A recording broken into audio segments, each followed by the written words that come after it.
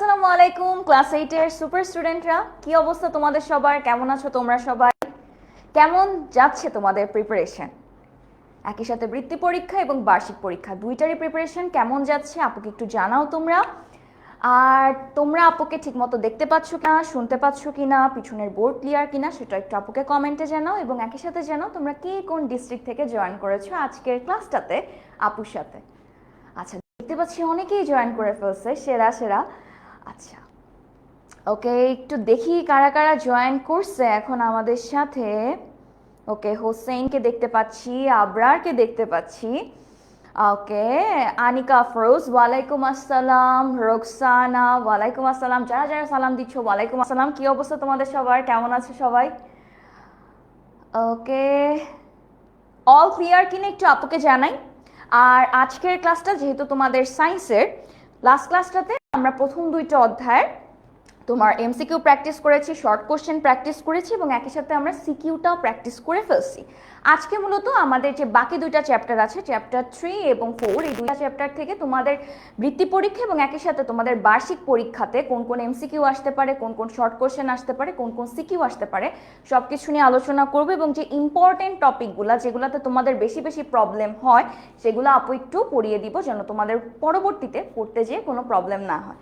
আচ্ছা, দেখি কারা কারা জয়েন করছে আপুর সাথে। ওকে, নাজমাকে দেখতে পাচ্ছি, সুপ্তিকে দেখতে পাচ্ছি। আর যে কাজটা আপু সবসময় করতে বলি যে তোমাদেরকে আমি যখন পড়াবো অনেক অনেক টিপস দিব, ট্রিক্স দিব, ইম্পর্টেন্ট টপিকগুলা বলবো। এত কিছু তোমরা দেখা যায় অনেক সময় নোট ডাউন করতে পারো না, স্কিপ করে ফেলো। তো এই ট্র্যাকটা রাখার জন্য কি করতে হবে, তুমি এই লাইফটা জাস্ট তোমার প্রোফাইলে রেখে দিতে পারো শেয়ার করে, যেন পরবর্তীতে তুমি যখন এই চ্যাপ্টারগুলোর প্রিপারেশন নিবা জাস্ট অল্প সময়ের জন্য যেই যেই জায়গাগুলোতে তোমার প্রবলেম হয় জাস্ট এই ভিডিওটা ওপেন করে তুমি দেখে ফেললে কিন্তু প্রবলেমটা সলভ হয়ে যায়। ঠিক আছে? ওকে, আর একটু আমরা ফ্রেন্ডদেরকেও মেনশন করে ফেলি যেন ঝটপট সবাই জয়েন করে এবং আমরা ক্লাসটা শুরু করি। আচ্ছা, তার আগে একটু বলো আপু, শুরুতে একটা প্রশ্ন করেছিলাম যে তোমাদের প্রিপারেশন কেমন যাচ্ছে, কি মনে হয়?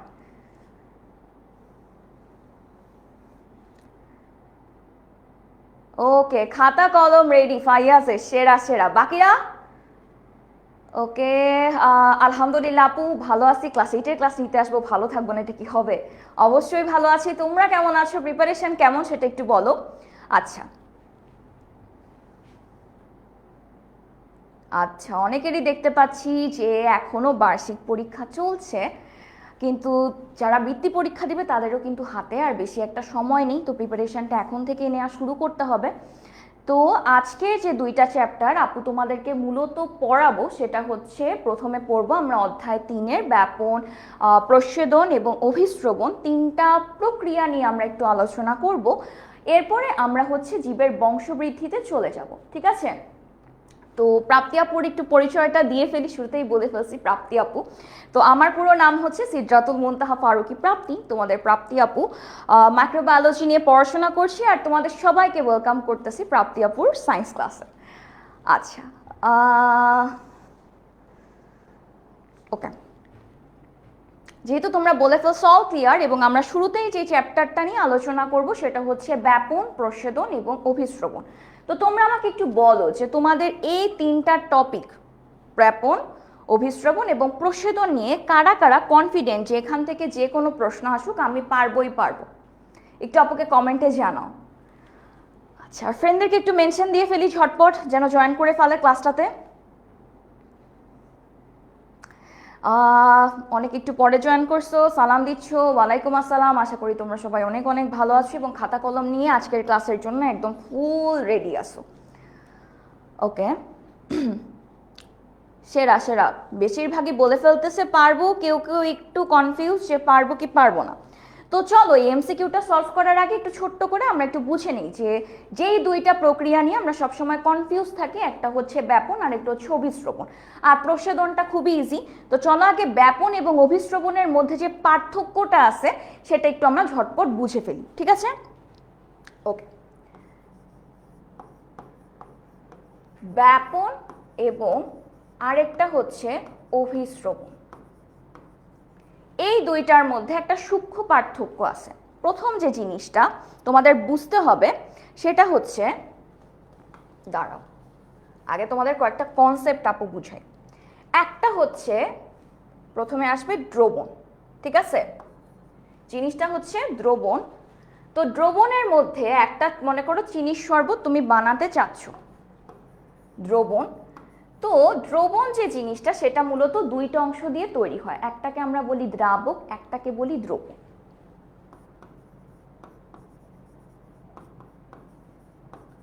কমন একটা এক্সাম্পল হতে পারে চিনির শরবত।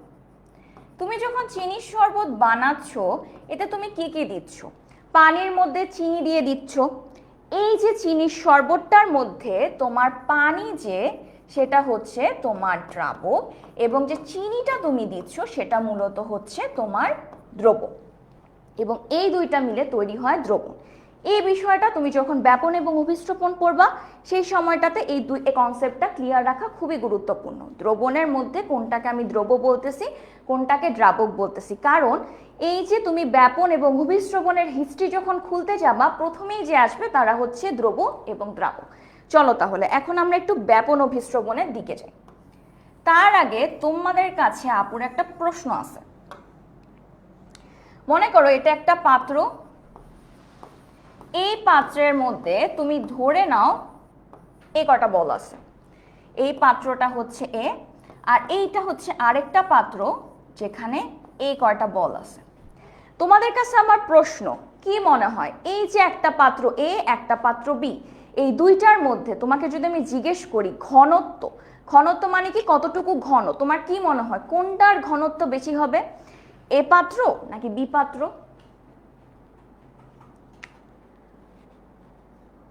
একটু বলো তো আপুকে। এ পাত্র, সাব্বাস। কেন বলো তো? এই পাত্রটাতে বল অনেকগুলো আছে, তার মানে কি বলগুলা একসাথে লেগে লেগে আছে, ঘনত্বটা অনেক বেশি। তুমি যদি বি পাত্রটার দিকে তাকাও কয়েকটা বল, এটা কিন্তু অত ঘন করে একে অপরের সাথে যুক্ত অবস্থায় নাই। এই কনসেপ্টটা বোঝা খুবই গুরুত্বপূর্ণ যখন তুমি ব্যাপন এবং অভিস্রবণ নিয়ে পড়তেছো। এবার আসি, তোমাদের এইটুকু চাইলে স্ক্রিনশট নিয়ে ফেলতে পারো, এরপর আমরা পরের প্রক্রিয়াটাতে চলে যাব যে এই দুইটা কনসেপ্ট বোঝার গুরুত্বটা কি, যেন তোমাদের পরবর্তীতে ব্যাপন এবং অভিস্রবণ নিয়ে যেন আর কোনো কনফিউশন না হয় সেটা আপু ক্লিয়ার করব। প্রথমে বলে ফেলছি দ্রবণের দুইটা অংশ থাকে, একটাকে বলি দ্রব্য, একটাকে বলি দ্রাবক। দ্রাবক হচ্ছে একদম সহজ ভাষায় তরল, কোনো তরল বা লিকুইড কিছুই হচ্ছে তোমার দ্রাবক। আর একটু কঠিন যে জিনিসগুলা মিলিয়ে আমরা শরবত বা যা দ্রবণ তৈরি করি সেটাকে বলি দ্রব্য। এরপরের কনসেপ্টটা আমার কি বুঝতে হবে, কোনটার ঘনত্ব বেশি কোনটার ঘনত্ব কম, ঠিক আছে? এই দুইটা পাত্রের মধ্যে এই পাত্রটাতে আমি দেখতে পাচ্ছি অনেকগুলা বল, তার মানে কি এখানে ঘনত্বটা বেশি, আর এটার ঘনত্বটা কি বলতো তুলনামূলকভাবে কম। এইটার একটা এসেস না, তারপর আপু মেইন কাহিনীতে যাচ্ছে যে ব্যাপন বা অভিস্রবণ তুমি কিভাবে পার্থক্য করবা।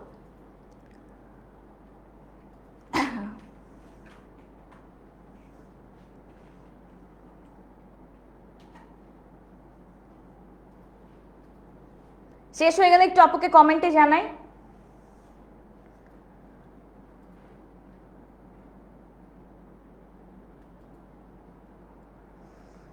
উমর ফারুক বলেই যাচ্ছে আপু একটু অপেক্ষা করেন, তাহলে তোমার ফ্রেন্ডদেরকে একটু দ্রুত মেনশন দাও যেন ঝটপট ক্লাসটাতে জয়েন করে ফেলে। ওকে, এনায়েত বলছে আপু ভালোভাবে বুঝার জন্য, এই যে ভালোভাবে বুঝার প্রথম স্টেপেই চলে আসছি যেটা নিয়ে তোমরা কনফিউজড হও। ওকে, শেষ, ডান। ওকে, ঠিক আছে। এবার আসো তাহলে আমরা মেইন কনসেপ্টে চলে যাই, এটুকু একটু মুছে দিই আপু।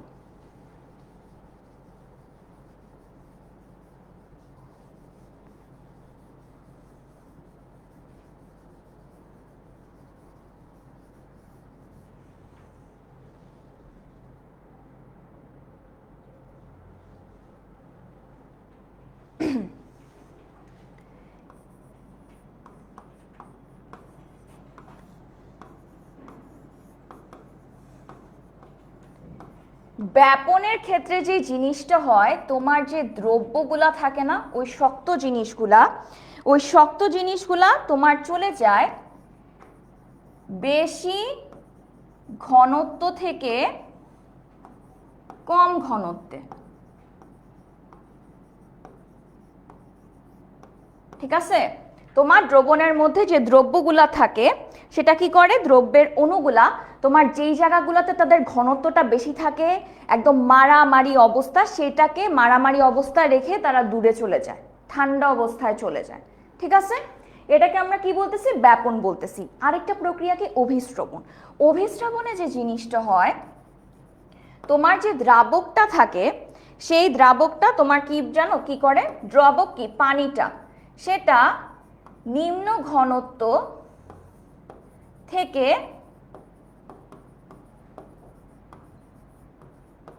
উচ্চ ঘনত্বে চলে যায়। ঠিক আছে, কি করে, অভিস্রবণে তোমার যে পানিটা থাকে যে অংশটাতে তার ঘনত্বটা কম, মানে কি একটা পাত্রের মধ্যে 3টা বল, তার মানে কি এখানে ঘনত্বটা কম, সেখান থেকে সে কি করবে বলো তো, বেশি ঘনত্বের দিকে চলে যায়। বুঝতে পারছি? উদাহরণ কি হতে পারে, আমরা কিশমিশ চিনি না, কিশমিশ, এই কিশমিশ তুমি যখন পানিতে ভিজিয়ে রাখো তখন কি হয়, কিশমিশটা কিছুক্ষণ পর ফুলে ওঠে। কেন ফুলে ওঠে, তার প্রক্রিয়াটা কি, তার প্রক্রিয়াটা হচ্ছে অভিস্রবণ প্রক্রিয়া। তুমি জাস্ট একটা বাস্তব ঘটনা দিয়ে জিনিসটা মনে রাখো, তাহলে এই দুইটা জিনিসের মধ্যে আর কি তোমার প্রবলেম হবে না। বুঝতে পারছি আমরা জিনিসটা? তোমার কিশমিশের কথা তুমি যদি চিন্তা করো, এরকম কিশমিশ একটাকে তুমি যদি এরকম পানির মধ্যে দিয়ে দাও, কিশমিশের ভেতর কি থাকে, কিশমিশটা একটু মিষ্টি জাতীয় হয় না, মিষ্টি মানে কি, এটার মধ্যে চিনি থাকে, চিনির বিভিন্ন অণু থাকে,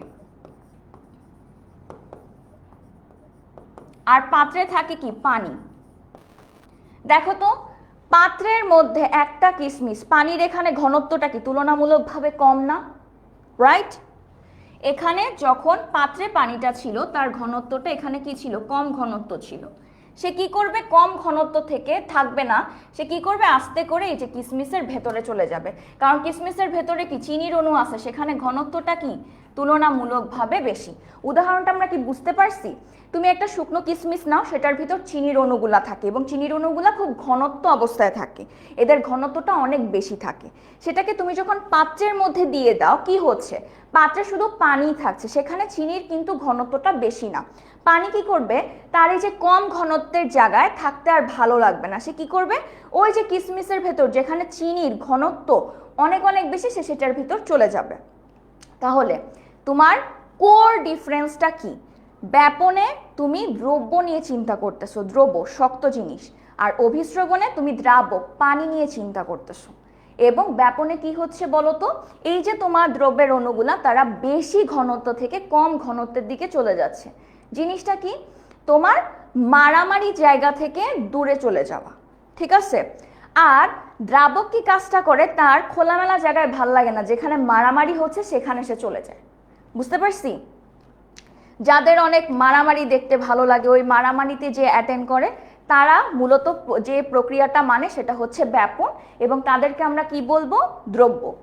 আর তুমি যদি অভিস্রবণের কথা চিন্তা করো, অভিস্রবণ হচ্ছে এমন কিছু মানুষ যারা কি করে বলতো, মারামারি মানে শান্তিপ্রিয় জায়গায় ভাল লাগে না, যেখানে মারামারি হচ্ছে সেসব জায়গায় চলে যাবে।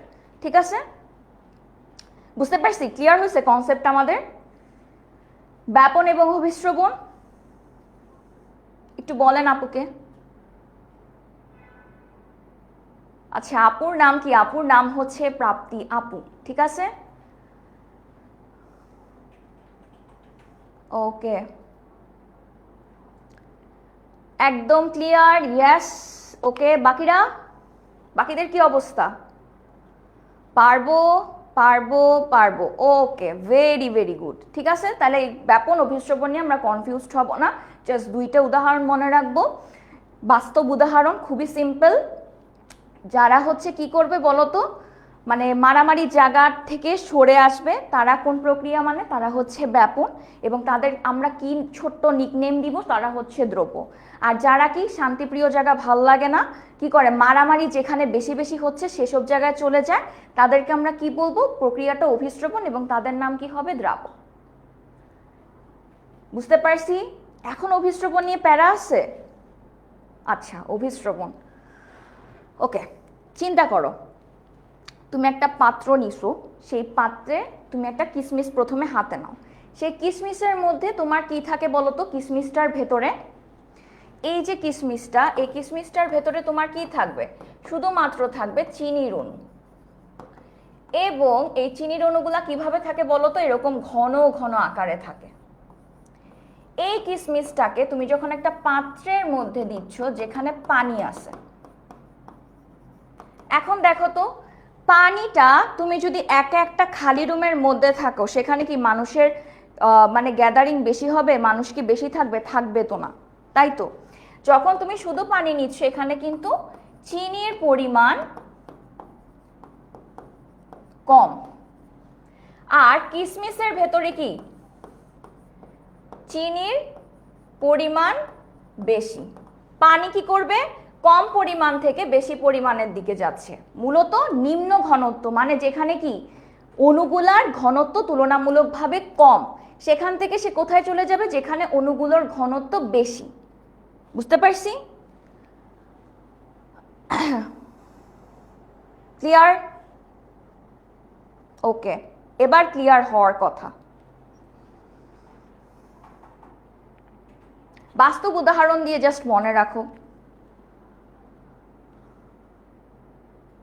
তুমি যদি ব্যাপনটা চিন্তা করো, কি হয়? ওই যে সেন্টের বোতলে প্রেস করলে গন্ধটা চারিদিকে ছড়িয়ে যাচ্ছে, কি হয় বলো তো? ওই দ্রব্যের অণুগুলা বেশি থেকে কমের দিকে ছড়িয়ে যাচ্ছে, কারণ তোমার সেন্টের যে কৌটা সেখানে কিন্তু তোমার ঘনত্বটা কি থাকে? বেশি থাকে, আর আশেপাশের পরিবেশে ঘনত্বটা কম থাকে। তুমি যখন প্রেস করতেছো তখন কি হচ্ছে বলো তো? এই কম ঘন বেশি ঘনত্ব থেকে তারা চারিদিকে ছড়িয়ে যাচ্ছে। এটা গেল তোমার ব্যাপন। আর অভিস্রবণ কি? অভিস্রবণ মনে করো একটা কিসমিস, কিসমিসের ভেতর থাকে চিনি, যেহেতু কিসমিস খেলে মিষ্টি লাগে, তো সেখানে কি হয়? চিনির অণুগুলো অনেক ঘনত্ব অবস্থায় থাকে। পানির মধ্যে চিনির ঘনত্বটা কিন্তু অত বেশিভাবে থাকে না। চিনি তুমি যদি পানির মধ্যে কিসমিসটাকে ঢেলে দাও, কি হচ্ছে? পানিতে কিন্তু চিনির পরিমাণটা বেশি থাকছে না, থাকছে কোথায়? কিসমিসের ভেতর। পানি কি করবে? সে ওই কিসমিসের ভেতর চলে যাবে, তার মানে কি? সে কম ঘনত্ব থেকে বেশি ঘনত্বের দিকে যায়। বেসিক কনসেপ্ট জাস্ট মনে রাখো। ব্যাপনের ক্ষেত্রে দ্রব, অভিস্রবণের ক্ষেত্রে দ্রাবক। ব্যাপনে কি হয়? বেশি থেকে কমের দিকে, আর তার উল্টাটা কোথায় হয়? অভিস্রবণে। কিন্তু এই যে অ্যাকশনগুলা ঘটায় তারা দুই রকম। ব্যাপনের ক্ষেত্রে দ্রব, আর তোমার অভিস্রবণের ক্ষেত্রে দ্রাবক। সিম্পল। এখন তো ক্লিয়ার হয়ে যাওয়া উচিত। ক্লিয়ার?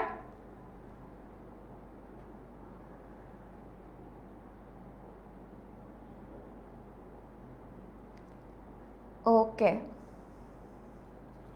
ঠিক আছে। এবার আমরা বুঝে গেলাম ব্যাপন, অভিস্রবণ আর প্রস্বেদন তো খুবই সহজ। ওই যে পানি পাতা থেকে বাষ্প আকারে পানির বের হয়ে যাওয়া, সেটাকে আমরা কি বলতেছি? সেটাকে আমরা বলতেছি প্রস্বেদন। এবার আসি নিচের কোনটি উদ্ভিদের অত্যাবশ্যকীয় কাজ? কি মনে হয়?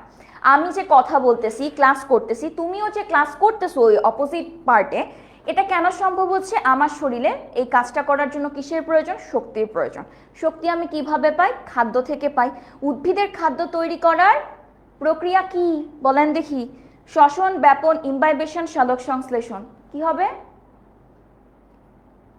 কারেক্ট অ্যান্সার হবে সালোক সংশ্লেষণ। এরপরে উদ্ভিদ দেহে শোষিত পানি বাষ্প আকারে, দেখেন এই প্রশ্নটা কিন্তু খুবই গুরুত্বপূর্ণ। উদ্ভিদ দেহে শোষিত পানি বাষ্প আকারে প্রস্বেদনের মাধ্যমে দেহ থেকে কোন প্রক্রিয়ায় বের হয়ে যায়? প্রস্বেদনের মাধ্যমে তো বের হয়ে গেল, কিন্তু এই প্রস্বেদন সৃষ্টিটা করলো কোন প্রক্রিয়া বলেন তো? অভিস্রবণ তো হবে না। কোন প্রক্রিয়া? ব্যাপন প্রক্রিয়া। আচ্ছা, এরপরে আসি বেলি ফুলের গন্ধ ছড়িয়ে পড়ে কোন প্রক্রিয়া? এটা তো আপনারা সবচেয়ে ভালো উত্তর দিতে পারবেন, বলেন দেখি। বেলি ফুল, ফুলটা একটা জায়গায় ছিল, সেখানে ফুলের অণুগুলা মূলত দ্রব্যটা কোনভাবে থাকে? বেশি ঘনত্বে থাকে, তারপর আস্তে আস্তে সেটা চারিদিকে ছড়িয়ে পড়ে। তার মানে কি হচ্ছে? কম ঘনত্বের দিকে যাচ্ছে, বেশি থেকে কম। আর বেশি থেকে কম যাওয়া মানে কি? সেটা মূলত ব্যাপন প্রক্রিয়া। ওকে, এরপরে ব্যাপন প্রক্রিয়ায় কোষের অক্সিজেন প্রবেশ করে, প্রাণী শ্বসন কার্য পরিচালনা করে। শ্বসন কার্য তো আপু লাস্ট দিনও তোমাদেরকে পড়াইছি। কি বলতো? তুমি একটা খাবার খাচ্ছ, এখন এই খাবারটা তো তোমার শরীরে এভাবে তো সেটাকে গ্রহণ করতে পারবে না। তাহলে তো ভালোই হতো মানুষ খাবারটা নিয়ে স্কিনের কাছে গেলেই চলে যাইতো উপাদান ভিতরে, সেভাবে তো হয় না। তুমি খাবারটাকে খাওয়ার পর কিসের প্রয়োজন হয়? অক্সিজেন চলে আসে। অক্সিজেন এসে খাবারটাকে ভেঙে সেখান থেকে তোমার কি তৈরি করে? সেখান থেকে তোমার মূলত শক্তি তৈরি করে। এই যে অক্সিজেনটা যে আসলো সেটা কোন প্রক্রিয়ার মাধ্যমে আমাদের কোষের ভেতর প্রবেশ করে? ব্যাপন প্রক্রিয়ার মাধ্যমেই মূলত আমাদের কোষের ভেতর প্রবেশ করতেছে। এবং তারপর একটা কি বলছে, সালোক সংশ্লেষণের সময় কোষ হতে কার্বন ডাইঅক্সাইড ত্যাগ করে। কারেক্ট অ্যান্সার কি হবে? কারেক্ট অ্যান্সার হবে 1 ও 2। সালোক সংশ্লেষণের সময় কোষ হতে কার্বন ডাইঅক্সাইড ত্যাগের কনসেপ্টটা এখানে ওভাবে আসবে না। সে কি করে? সালোক সংশ্লেষণের সময় কার্বন ডাইঅক্সাইড গ্রহণ করে, অক্সিজেন ত্যাগ করে। আচ্ছা, মিতু বেকারির পাশ দিয়ে স্কুলে যাওয়ার সময় লক্ষ্য করলো বেকারির তৈরি বিস্কুটের সুবাসে চারপাশ ভরে গেছে। উক্ত কার্যক্রমের সাথে তুমি যে পাঠ্য বইতে পড়েছো সেরকম একটা ঘটনার মিল করতে বলছে। দেখি এটা কারা কারা পারে, আপুকে একটু কমেন্টে জানাও তো ফার্স্ট। দেখি কাদের কাদের ব্যাপন আর অভিস্রবণের কনসেপ্ট একদম ক্লিয়ার। দেখি আপুকে একটু বলেন। ওকে,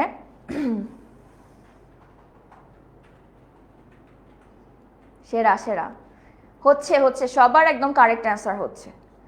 আর কয়েকজনের জন্য একটু অপেক্ষা করি।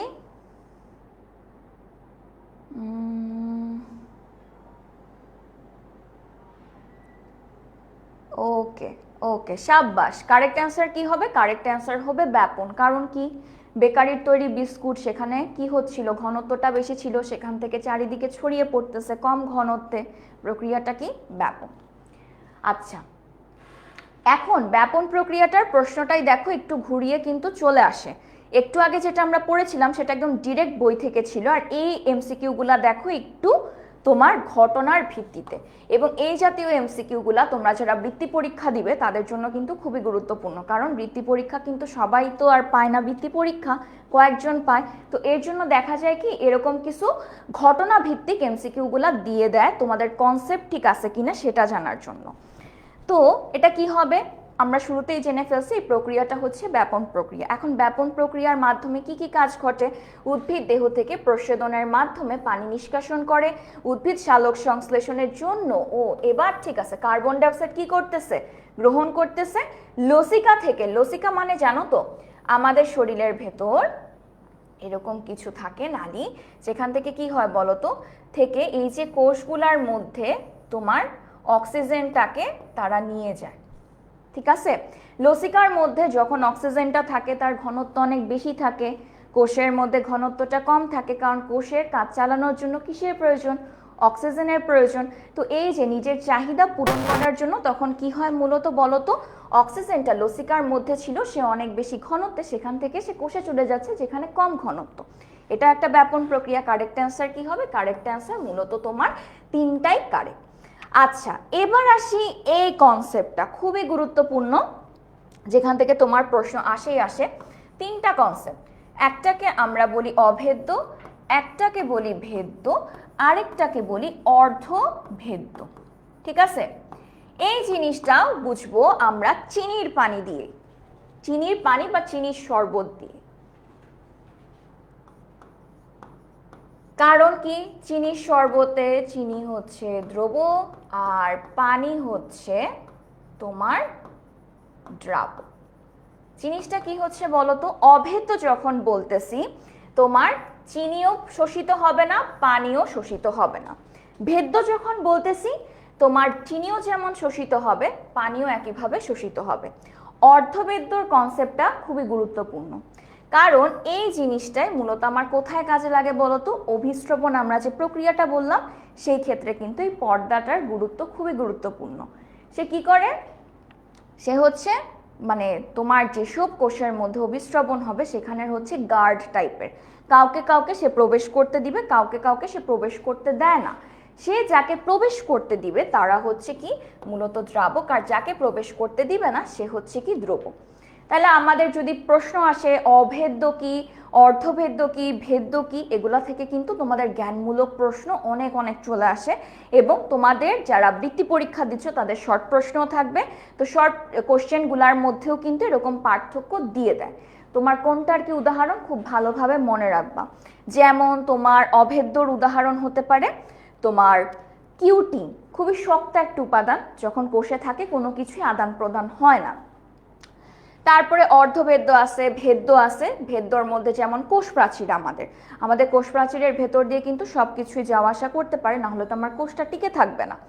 এবং এই উদাহরণগুলাও ভালো মতো পড়বা, এগুলার উদাহরণও খুবই গুরুত্বপূর্ণ এমসিকিউ এর জন্য, এবং একইভাবে এগুলার একটু পার্থক্য তুমি দেখে নিবা এবং শিখে যাবা।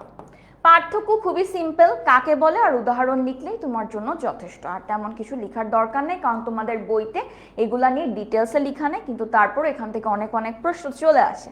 আচ্ছা, তাহলে কারেক্ট অ্যান্সার কি হবে? অভেদ্য কিউটিন যুক্ত কোষ প্রাচীর। আচ্ছা, তাহলে আবার আসি, কোনটি অভেদ্য পর্দা? পলিথিন উদাহরণ। অভেদ্যর একটা আরেকটা উদাহরণ কি ছিল? পলিথিন। পলিথিন কিন্তু মাটি দ্বারা কখনোই শোষিত হয় না, এজন্য পলিথিন ব্যবহার করতে নিষেধ করা হয়, মাটির উর্বরতা নষ্ট হয়ে যায়। ঠিক আছে, ভেদ্য পর্দা কি হবে? আপু একটু আগেই বলছি, কোষ প্রাচীর। তারপরে আসি অর্ধভেদ্য, দেখি এটা কারা কারা পারে, এটা কি কোষ প্রাচীর হবে, কোষ পর্দা হবে, পলিথিন হবে, নাকি কিউটিন যুক্ত প্রাচীর হবে? দেখি এটা বলো তো, জাস্ট ছোট্ট একটা ডিফারেন্স আছে ভেদ্য আর অর্ধভেদ্যর মধ্যে, নামটা অনেকটা সেম, জাস্ট শেষের অংশটুকুতে একটু পরিবর্তন। দেখি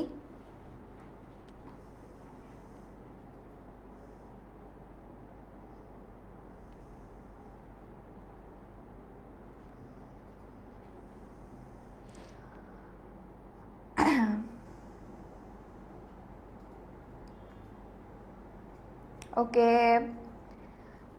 মাহমুদা বলে ফেলছে, ঠিক আছে। আমিরুকে দেখতে পাচ্ছি, সুলতানাকে দেখতে পাচ্ছি। ওকে,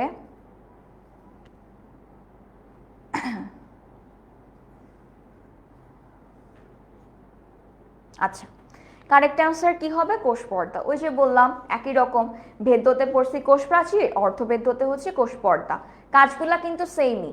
ভেদ্যতে দুইটাকে এন্ট্রি দিচ্ছে, অর্ধভেদ্যতে শুধুমাত্র একটাকে এন্ট্রি দিচ্ছে, আরেকটাকে বলতেছে যাওয়া লাগবে না, চলে যাও দূরে কোথাও। এরপর আসি মূলরমের প্রাচীর। মূলরমের কাজটা কি? মূলরমের কাজটা হচ্ছে এই যে উদ্ভিদের সালোক সংশ্লেষণ করা, উদ্ভিদের সালোক সংশ্লেষণ করার জন্য কিসেরও প্রয়োজন হয় বলতো? পানির প্রয়োজন হয়। পানিটা কিভাবে আসে বলতো?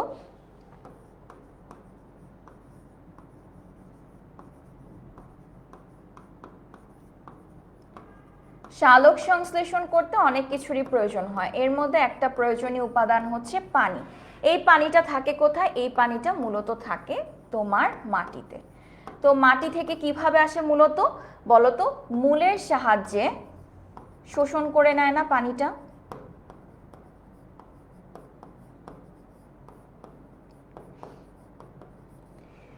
মূলত সবকিছু ভিতরে নিয়ে যাওয়াটাই হচ্ছে শোষণ প্রক্রিয়া। একজনকে দেখছিলাম শোষণ এবং ইম্বাইব বিষয় নিয়ে প্রশ্ন করছিলাম, তো শোষণের কনসেপ্টটা কিন্তু এটাই।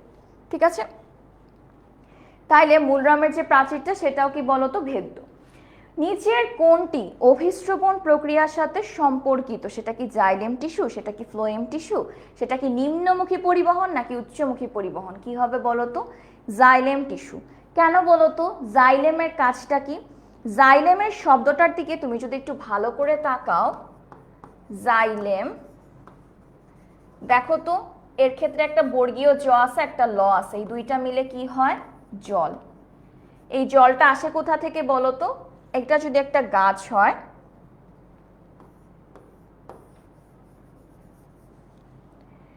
এই গাছের এই যে এই অংশটাতে কি থাকে? জলটা থাকে না? তাহলে এই জলটাকে কি করবে? জাইলেম টিস্যু এরকম পরিবহন করে করে তার বিভিন্ন পাতার মধ্যে তোমার নিয়ে যায়। এখন এটা কিভাবে তৈরি হবে বলো তো? তোমার যখন প্রস্বেদন হয়ে পানিটা বের হয়ে যায় পাতার মধ্যে দিয়ে, তখন পাতার মধ্যে পানির একটা চাহিদা সৃষ্টি হয়, এবং এই পানির চাহিদা একটা কোষ থেকে আরেকটা কোষ, আরেকটা কোষ থেকে আরেকটা কোষ, এই যে যাচ্ছে, এই প্রক্রিয়াটাকে আমরা বলে থাকি হচ্ছে অভিস্রবণ প্রক্রিয়া। এবং তাহলে নিচের কোনটি অভিস্রবণ প্রক্রিয়ার সাথে সম্পর্কিত? মূলত জাইলেম টিস্যু। কারণ প্রস্বেদনের মাধ্যমে পাতা থেকে যখন পানি বের হয়ে যায়, পাতার মধ্যে পানির একটা আকাঙ্ক্ষা সৃষ্টি হয়, সেটাকে আমরা কি বলতেছি? আকাঙ্ক্ষা সৃষ্টি হওয়ার প্রক্রিয়াটা কি? অভিস্রবণ। এবং এই অভিস্রবণটা যখন তৈরি হলো, তখন পানির চাহিদা পূরণের জন্য কে এসে সহায়তা করলো? Xylem tissue. তাহলে অভিস্রবণের সাথে কে সম্পর্কিত? Xylem tissue. এই পর্যন্ত ক্লিয়ার?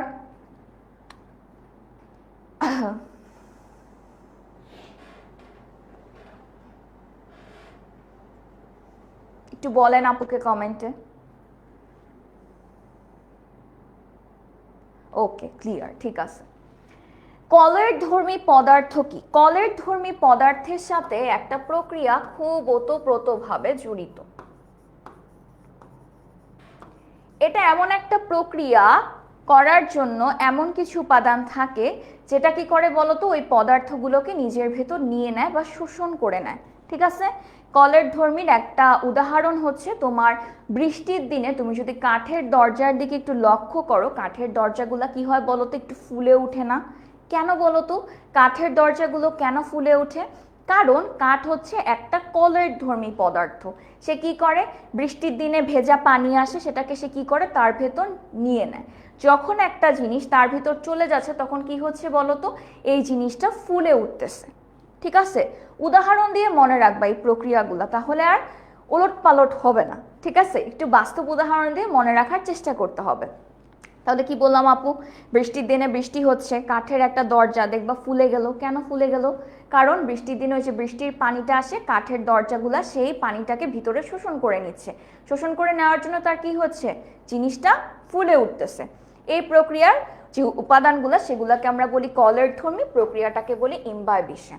তো কলেরধর্মী পদার্থ কি আছে, তোমাদের বইতে যেমন দুইটা এক্সাম্পল দেওয়া আছে, একটা হচ্ছে স্টার্চ আরেকটা হচ্ছে জিলেটিন। যদি পরীক্ষাতে কখনো কাঠ চলে আসে সেটাও কিন্তু একটা কলেরধর্মী পদার্থ, মনে রেখো। ঠিক আছে, ওকে। এরপরে কলেরধর্মী পদার্থ স্টার্চ, সেলুলোজ, জিলেটিন কি হবে? তিনটাই কারেক্ট অ্যান্সার। উদাহরণগুলো এই চ্যাপ্টার থেকে তুমি যখন পড়বা, তোমার প্রথম কথা ব্যাপন, অভিস্রবণ, প্রচ্ছেদনের কনসেপ্ট ক্লিয়ার রাখতে হবে, কোথায় কি কি কাহিনী ঘটতেছে, কারণ এখান থেকে ঘটনা ভিত্তিক এমসিকিউ চলে আসে। দ্বিতীয়টা হচ্ছে এই যে ভেদ্য পর্দা, অভেদ্য পর্দা, অর্ধভেদ্য পর্দা, এগুলার যে উদাহরণ সেগুলো একটু ভালোভাবে মনে রাখতে হবে, এবং একই সাথে কলেরধর্মী পদার্থ আরও নানাবিধ পদার্থ যে আছে সেগুলোর উদাহরণগুলো একটু মনে রাখতে হবে এমসিকিউতে ভালো করার জন্য। আচ্ছা, প্রচ্ছেদন প্রধানত কোনটির মাধ্যমে হয়? তিনটা জিনিস পারি আমরা, তাই না? প্রচ্ছেদন একটা হচ্ছে পত্ররন্ধ্র, ত্বকীয়, আরেকটা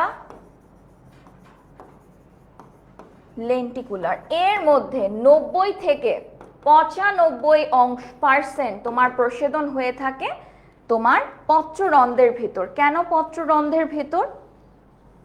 তুমি যদি একটা পাতা চিন্তা করো, এই যে এই পাতাগুলার মধ্যে তোমার এরকম ক্ষুদ্র ক্ষুদ্র ক্ষুদ্র ক্ষুদ্র ক্ষুদ্র ক্ষুদ্র ক্ষুদ্র ক্ষুদ্র অনেক অনেক রন্ধ্র থাকে, যেগুলোকে আমরা কি বলতেছি? পত্ররন্ধ্র। পাতার পুরোটা অংশ জুড়েই পত্ররন্ধ্র বেশি থাকে, তাই সেটার মাধ্যমে পানিও বের হয়ে যায় অনেক দ্রুত। এর জন্য তোমার প্রচ্ছেদন প্রধানত কোনটির মাধ্যমে হয়? সেটার অ্যান্সার কি হবে? পত্ররন্ধ্র। ওকে,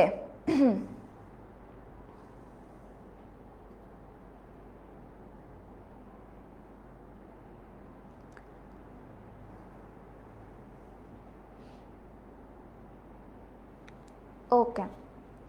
উদ্ভিদের একটি শরীরবৃত্তীয় প্রক্রিয়া এক্স যা সম্পন্ন হয় পত্ররন্ধ্রের মাধ্যমে, তাহলে এটা কি হবে বলতো? এক্স প্রক্রিয়াটা কি? পাতার মাধ্যমে হয়ে থাকে, পাতার পত্ররন্ধ্রের মাধ্যমে হয়ে থাকে। সেটা কি? সেটা কি পানি বের হয়ে যাওয়া বা পানি নির্গমন। উদ্ভিদের একটি শরীরবৃত্তীয় প্রক্রিয়া যা সম্পন্ন হয় পত্ররন্ধ্রের মাধ্যমে, বুঝে গেছি প্রক্রিয়াটা কি? প্রচ্ছেদন, রাইট? এখন এই প্রচ্ছেদনটা তোমার কোন কোন রন্ধ্রটি দ্বারা হতে পারে? বহিত্বকীয়, রক্ষী কোষ, সহকারী কোষ। মনে রাখবা, সহকারী কোষ প্রচ্ছেদনে কোনো ভূমিকা পালন করে না, বহিঃকোষীয় এবং কি রক্ষী কোষীয়টাই মূলত প্রচ্ছেদনে অংশগ্রহণ করে, সহকারী কোনো কিছুই এখানে লাগে না। ওকে, এবার এটা দেখি কারা কারা বলতে পারে। খুবই বাচ্চা কালের একটা পড়া, কোনটি উদ্ভিদের জন্য একটি নেসেসারি ইভিল? দেখি কমেন্টে বলো ঝটপট। দেখি দেখি দেখি দেখি দেখি কারা পারে। ওকে,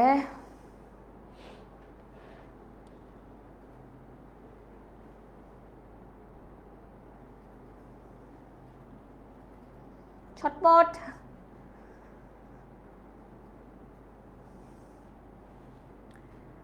আচ্ছা, সেটা কি? সেটা হবে প্রচ্ছেদন। খুবই ছোটবেলার একটা পড়া, ঠিক আছে? প্রচ্ছেদনকে নেসেসারি ইভিল বলা হয় কেন?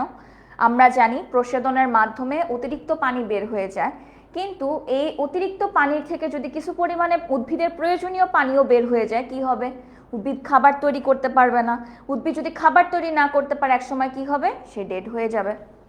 আচ্ছা, পাতায় তৈরি খাদ্য উদ্ভিদের সারা দেহে ছড়ায় পড়ার যে কাজ, সেটার সাথে কোনটা সম্পর্কিত? পরিশোষণ, পরিচলন, প্রচ্ছেদন, পরিবহন। কি হবে? পরিবহন।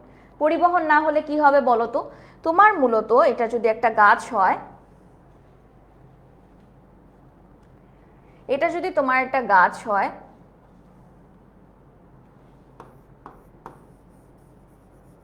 গাছ, এই গাছে তোমার কি হলো? প্রথমে এখানে পানি ছিল,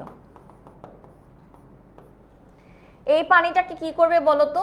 জাইলেম এসে পানিটাকে নিয়ে এইভাবে উপরে নিয়ে গেল। তারপর কি হবে বলো তো? এই যে চারিদিকে ছড়ানোর যে কাজটা, সেটা আবার কে করতেছে? আরেকটা টিস্যু আছে, সেটাকে আমরা বলে থাকি ফ্লোয়েম টিস্যু। তো মূলত পরিবহনের কাজটাই তো এখানে মেইন, তাই না? খাবারটা যদি নিচে তৈরি হয়ে নিচে পড়ে থাকে, কিছু তো হবে না, তাই না? সেটাকে কি করতে হবে? চারিদিকে ছড়িয়ে পড়তে হবে। তো সেটার জন্য কে হেল্প করে? পরিবহন করতে হবে। ঠিক আছে, বুঝতে পারছি জিনিসটা? অনেকে বলতেছো কি সি, সি হবে না, কারণ প্রশোধনের মাধ্যমে তোমার পানিটা বের হয়ে যাচ্ছে, পানির একটা আকাঙ্ক্ষা তৈরি হচ্ছে, কিন্তু খাবার প্রস্তুতের সাথে এটা ওভাবে জড়িত না। পানিটাকে নিয়ে আসে প্রশোধনের কারণে, পানির যে ঘাটতিটা হয় সেটা পূরণের জন্য পানি নিয়ে আসে, পানি উপরে উঠে আসে, কিন্তু খাবারটা যখন তৈরি হচ্ছে সেটাকে কি করতে হবে? চারিদিকে ছড়িয়ে পড়তে হবে। তো সেটার কাজটা করে থাকে মূলত পরিবহন। ওকে, উদ্ভিদের মূলরম দ্বারা শোষিত পানি পাতায় পরিবাহিত হয় কোন টিস্যুর মাধ্যমে? আপু শুরুতেই বলে ফেলছি, দেখি বলো তো কি হবে? জাইলেম, ফ্লোয়েম, কিউটিকল, ভাজক টিস্যু। একটা তো শর্ট ট্রিক্স আপু বলে দিলাম।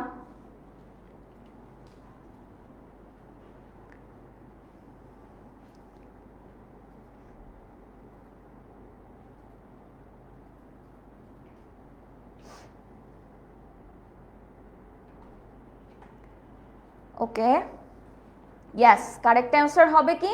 জাইলেম। Very very good. আচ্ছা, এখন আমরা এমসিকিউ বুঝতে পারছি, তাহলে এই চ্যাপ্টার থেকে কোন কোন অংশগুলো বেশি গুরুত্বপূর্ণ এমসিকিউর জন্য? প্রথমটা হচ্ছে আপু অলরেডি বলে ফেলছি, ব্যাপন, অভিস্রবণ, প্রচ্ছেদনের পার্থক্যকরণ। তারপরে হচ্ছে তোমার গুরুত্ব পড়বা, কলের ধর্মী কোনগুলা, ভেদ্য, অভেদ্য, অর্ধভেদ্যর পার্থক্য, এগুলো থেকে অনেক অনেক এমসিকিউ চলে আসে। এবার একটা শর্ট কোশ্চেনের দিকে তাকাই, ব্যাপনের প্রয়োজনীয়তাটা কি? এই যে এতক্ষণ ধরে ব্যাপন ব্যাপন পড়তেছি, এখন এটা কেন প্রয়োজন? প্রথম কাজ হচ্ছে তোমার ব্যাপন প্রক্রিয়ার দ্বারা অক্সিজেন, যেটা সারা জীবন অচল, না তোমার ফুসফুস কাজ করবে, না তোমার খাবার ভেঙে সেখান থেকে তুমি শক্তি পাচ্ছ। তাহলে ব্যাপন ক্রিয়ার দ্বারা কি হচ্ছে? তোমার অক্সিজেনটা কোষে প্রবেশ করতেছে, এবং অক্সিজেনটা প্রবেশ করার সাথে সাথে এই যে বিশ্রী জিনিসটা কার্বন ডাই অক্সাইড, সে কি হয়ে যাচ্ছে? শরীর থেকে বের হয়ে যাচ্ছে। ইজি। এরপরেরটা কি? উদ্ভিদ দেহে শোষিত পানি বাষ্প আকারে প্রস্বেদনের মাধ্যমে দেহ থেকে ব্যাপন প্রক্রিয়ার মাধ্যমে কি হয়ে যাচ্ছে? বের হয়ে যাচ্ছে। কেন বলো তো? পানি বের হয়ে যাচ্ছে। পাতায় পানির ঘনত্বটা কি থাকে? বেশি। পরিবেশে কি থাকে? কম। কি হয়? পাতা থেকে পানিটা বের হয়ে যাচ্ছে। তার মানে কি হচ্ছে? ব্যাপন প্রক্রিয়ার মাধ্যমে বেশি থেকে কমের দিকে চলে যাচ্ছে না? পাতায় যখন পানিটা ছিল একদম টপে, ঘনত্বটা তো তোর বেশিই ছিল, বাহিরে কি ছিল? পরিবেশের ক্ষেত্রে ঘনত্বটা কম ছিল, কি হয়ে গেল? বেশি থেকে কমের দিকে চলে গেল, এবং এই প্রক্রিয়াটাকে আমরা তখন কি বলতেছি? ব্যাপন। তাহলে ব্যাপনের প্রয়োজনীয়তা আসলে পারবো। ওকে, এরপরে আসি অভিস্রবণ বলতে কি বুঝো? অভিস্রবণ আপু বারবার বলে ফেলছি, কি হবে? দ্রব্যর যে দাব্যকটা থাকে সেটা কি করে? কম থেকে বেশির দিকে চলে যায়, সেটাকে অভিস্রবণ বলে থাকি। উদাহরণ একটা দিয়ে দিতে পারো আপু, কিসমিসের কথা বলছে, পানির মধ্যে কিসমিস দিয়ে দিলে কি ঘটনা ঘটতেছে? সিম্পল। আচ্ছা, মাছের পটকাকে অর্ধভেদ্য পর্দা কেন বলা হয়? প্রথম যে কাজটা হবে তোমার, অর্ধভেদ্য পর্দা কাকে বলে সেটা একটু লিখবা। আপু অলরেডি বলে ফেলছি, যেই পর্দার মধ্য দিয়ে কি হবে বলো তো? দ্রাবক যাবে, কিন্তু কি দ্রব যাবে না। তাহলে মাছের পটকাটাও সেম, যে দ্রাবকটার ভেতর দিয়ে যাবে, কোনো দ্রব্য এটার ভেতর প্রবেশ করতে পারবে না, এর জন্য এটাকে আমরা কি বলতেছি? অর্ধভেদ্য পর্দা। সিম্পল।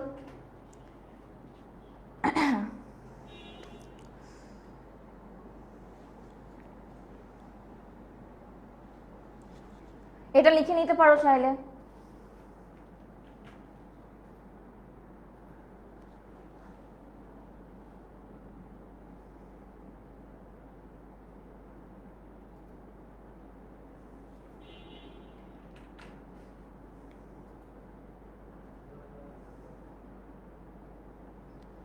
ওকে, এরপর আসি সক্রিয় শোষণ এবং নিষ্ক্রিয় শোষণ। এটার একটা এসএস তোমরা নিয়ে ফেলো প্রথমেই। সক্রিয় শোষণ এবং নিষ্ক্রিয় শোষণ খুবই গুরুত্বপূর্ণ, যদিও তোমরা ক্লাস স্লাইড এবং সাজেশন পেয়ে যাবা, টেনশনের কিছু নাই।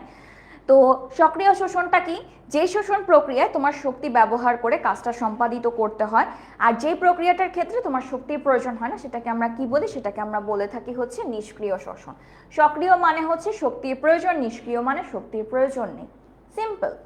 তারপরে কি তোমার সক্রিয় শোষণ কিভাবে ঘটে থাকে? মূলত বেশি থেকে কমের দিকে। আর তোমার সক্রিয় শোষণটা কি হচ্ছে? বেশি থেকে কমের দিকে, কিন্তু নিষ্ক্রিয়টাতে কি হচ্ছে? কম থেকে বেশির দিকে, জাস্ট উল্টা ঘটনা ঘটবে। একটা মনে রাখলেই যথেষ্ট। ওকে, এসএস নিয়ে ফেলি।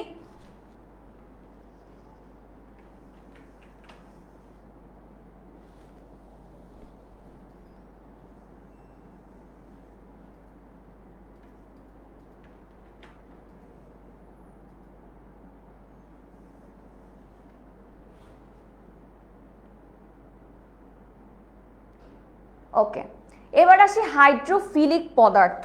শব্দটাকে একটু ভেঙে শিখাই, ঠিক আছে? হাইড্রো শব্দটা যখন তুমি পড়বা তখন মনে রাখবা পানি, আর ফিলিক তার মানে হচ্ছে পছন্দ করে। তাহলে একসাথে বললে কি হবে? হাইড্রোফিলিক শব্দটার অর্থ H2O, বা পানি পছন্দ করে এমন পদার্থকে আমরা কি বলি? হাইড্রোফিলিক পদার্থ বলে থাকি। খুবই simple.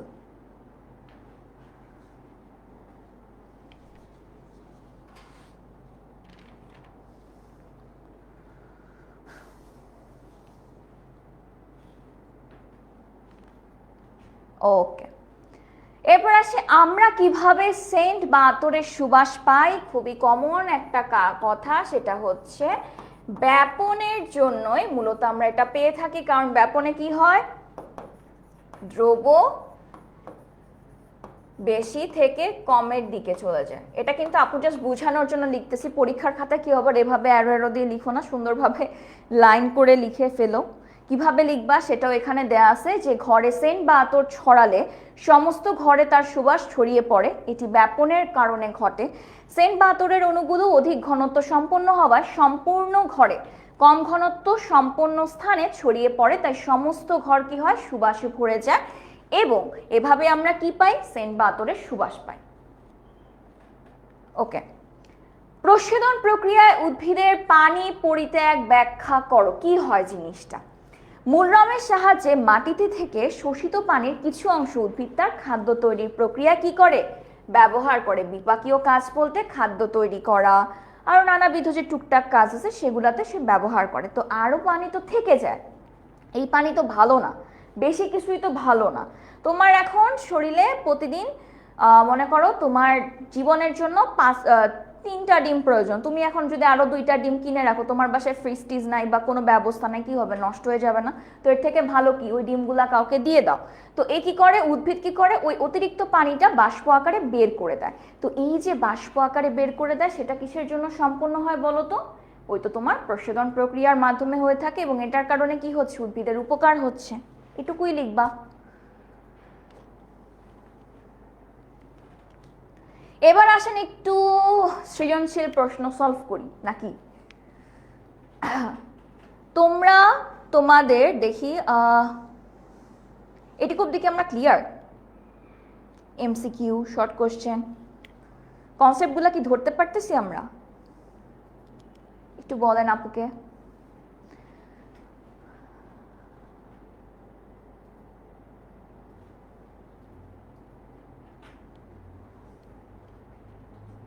Clear clear clear, very good. আচ্ছা, কি বলছে সিকিউ? প্রথম যে শর্ট কোশ্চেন আমাদের সৃজনশীল প্রশ্ন, রানার মা রমজান মাসে ইফতারের জন্য প্রতিদিন সকালে শুকনা ছোলা পানিতে ভিজিয়ে রাখেন, বিকালে ছোলাগুলো ফুলে উঠে।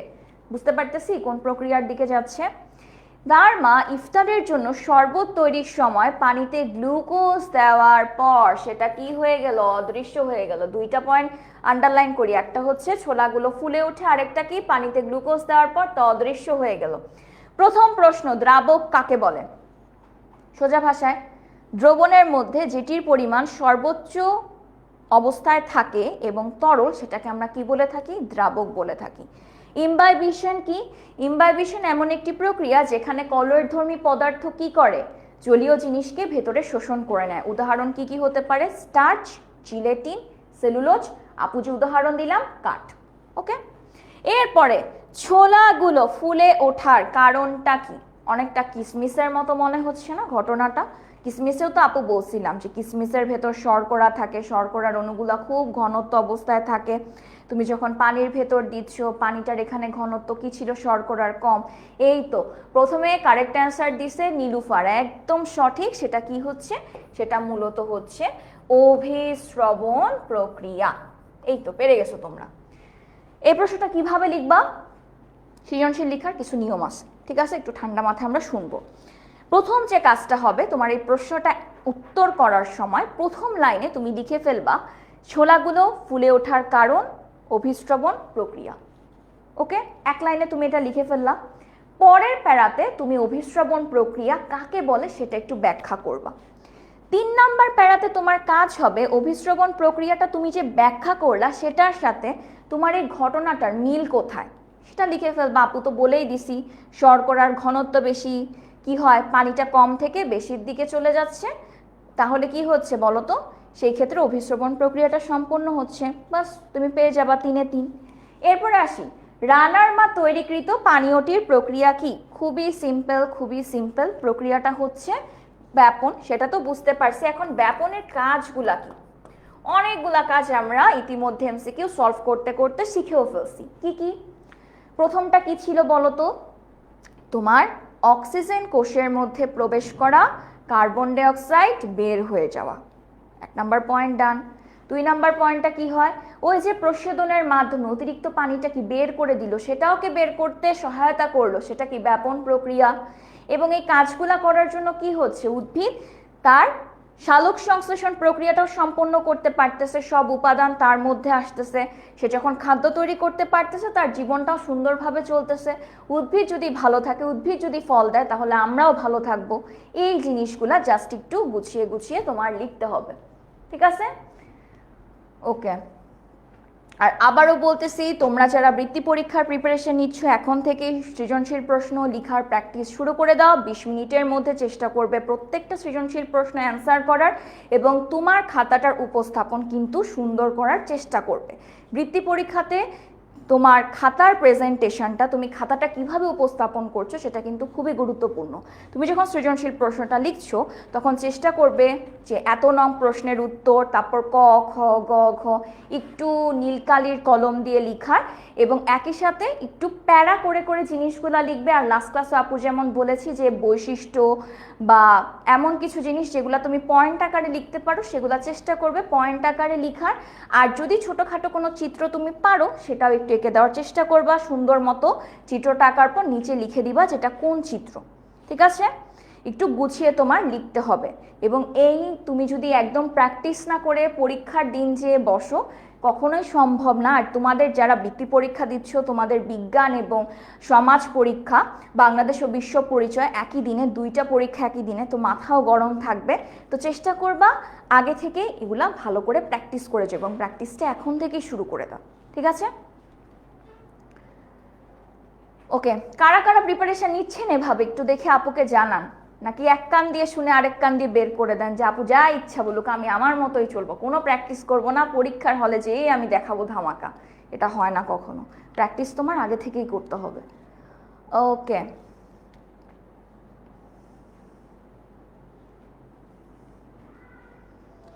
সেরা সেরা অনেকেই দেখতে পাচ্ছি, তাহলে খুবই সিনসিয়ার পড়াশোনা হচ্ছে তাহলে, মাশাল্লাহ, ভেরি গুড। আচ্ছা, এরপরেরটা একটু তাকাই আমরা সৃজনশীল প্রশ্নটা, সেটা হচ্ছে রাতুল তার ফুল বাগানে পানি দিচ্ছিল, খুব ভালো কথা। তখন রাতুলের ভাই রাতুলকে প্রশ্ন করে বসলো, গাছে পানি দিলে গাছ কিভাবে তা গ্রহণ করবে? এবং রাতুল বলল তার মূল দ্বারা পানি শুষে নেয় এবং অতিরিক্ত পানি পাতা দিয়ে বের করে দেয়। প্রথম প্রশ্ন আসে ব্যাপন চাপটা আসলে কি? ব্যাপন চাপটা হচ্ছে তোমার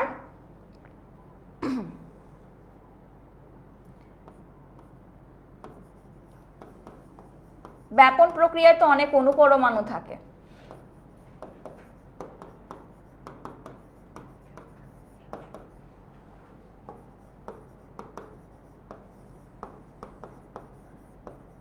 গতিশক্তির কারণে যে সংঘর্ষটা হয়ে যায় সেটাকে কি বলে থাকি? ব্যাপন চাপ। এবার আসি, কি বলেন তো? দেখা যাচ্ছে না, দেখা তো যাওয়ার কথা। All clear? আচ্ছা, এবার আসি ইমবাইবিশন প্রক্রিয়াটা কি। অলরেডি আপু বলে ফেলছি, কলয়ধর্মী পদার্থ যে প্রক্রিয়ার মাধ্যমে তরল জাতীয় জিনিস ভেতরে শোষণ করে নিচ্ছে সেটাকে আমি কি বলতেছি? ইমবাইবিশন। এবার আসি গ নাম্বার প্রক্রিয়াটাতে, মানে প্রথম যে প্রক্রিয়াটা, রাতুল যখন তার ভাইকে প্রশ্ন করলো, সে বলল যে তারা মূল দ্বারা পানি শুষে নেয়। তাহলে এই প্রক্রিয়াটা কোনটা আসবে বলো তো? মূল রম দ্বারা পানি শোষণ, ঠিক আছে। এবং এই প্রক্রিয়াটা তুমি যখন এটার অ্যান্সার করবা, তোমার বইতে দেখবা এরকম সুন্দর মতো একটা মূলরমের চিত্র দেয়া আছে। এই চিত্রটা একটু ঝটপট এঁকে ফেলার চেষ্টা করবা, ঠিক আছে।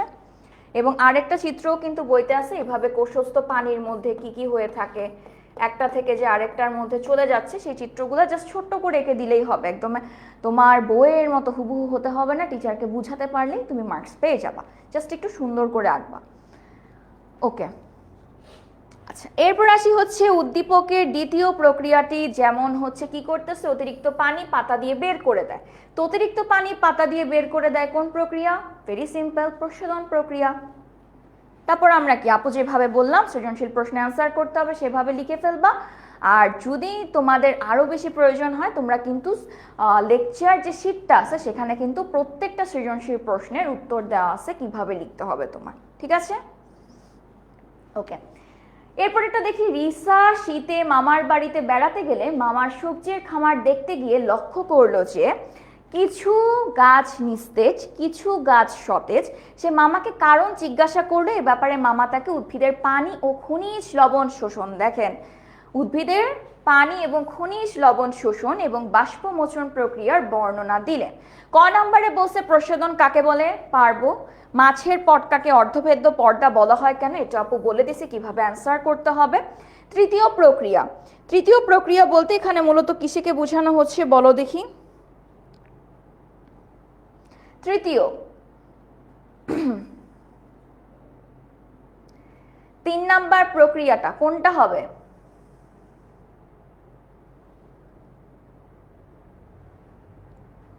বাষ্পমোচন কিসের কারণে হয়ে থাকে? প্রশোধনের মাধ্যমে হয়ে থাকে। তারপর এটা বলছে প্রথম এবং দ্বিতীয় প্রক্রিয়া। প্রথম এবং দ্বিতীয় প্রক্রিয়াটা হচ্ছে তোমার পানি এবং খনিজ লবণ শোষণ। এই ক্ষেত্রে একটা কাহিনী আছে, সেটা তুমি যদি পানিরটা চিন্তা করো, পানি শোষণ করতে না তার খুব একটা কষ্ট করতে হয় না, ঠিক আছে। তার পানির যে কাজটা সেটা করতে তার খুব একটা কষ্ট করতে হয় না, কিন্তু সে যখন খনিজ লবণ নিয়ে চিন্তা করবে তার প্রচণ্ড কষ্ট করতে হয়। কারণ তোমার খনিজ লবণ আয়ন রূপে শোষিত হয় এবং আরেকটা যে সে প্রবলেম তৈরি করে সেটা হচ্ছে সে আংশিক কাজ করে, আংশিক শোষিত হয়, বাকিটুকু কিন্তু শোষিত হচ্ছে না। এই জিনিসটা মনে রাখবা। পানি সব কিছু, কোনো প্রবলেম নাই, পানি তো তরল, তার কাজও তরল, সুন্দরভাবে নিয়ে নিচ্ছে। আর খনিজ লবণ কি, সে খুবই জটিল, সে আয়ন রূপে তাকে নিতে হবে এবং কি করতে হবে, পুরোটা আমি গ্রহণও করতে পারবো না, ঠিক আছে, ওকে। এরপরে আসি, প্রজ্ঞার টবে থাকা গাছগুলো নেতিয়ে পড়ছে, এজন্য সে টবের শুকনো মাটি পানি দিয়ে ভিজিয়ে রাখে। এতে গাছগুলো সজীব হয়ে ওঠে। ভুলবশত পরের দিন দুপুরে সে গাছের একটি ডাল পাতাসহ পলিথিনের মোড়ক দিয়ে ঢেকে দিল। খুবই অন্যায় কাজ করলো, কিন্তু পরবর্তীতে সে দেখতে পেল কি পলিথিনের ভেতরে বিন্দু পানি জমে আছে। ইমবাইবিশন কি, পারবো আমরা। ফুলের সুবাস কিভাবে ছড়িয়ে পড়ে? ব্যাপন প্রক্রিয়া অবশ্যই। উদ্ভিদের উল্লেখিত গাছগুলো সজীব হওয়ার কারণটা কি? দেখি একটু বলেন কমেন্টে আপুকে।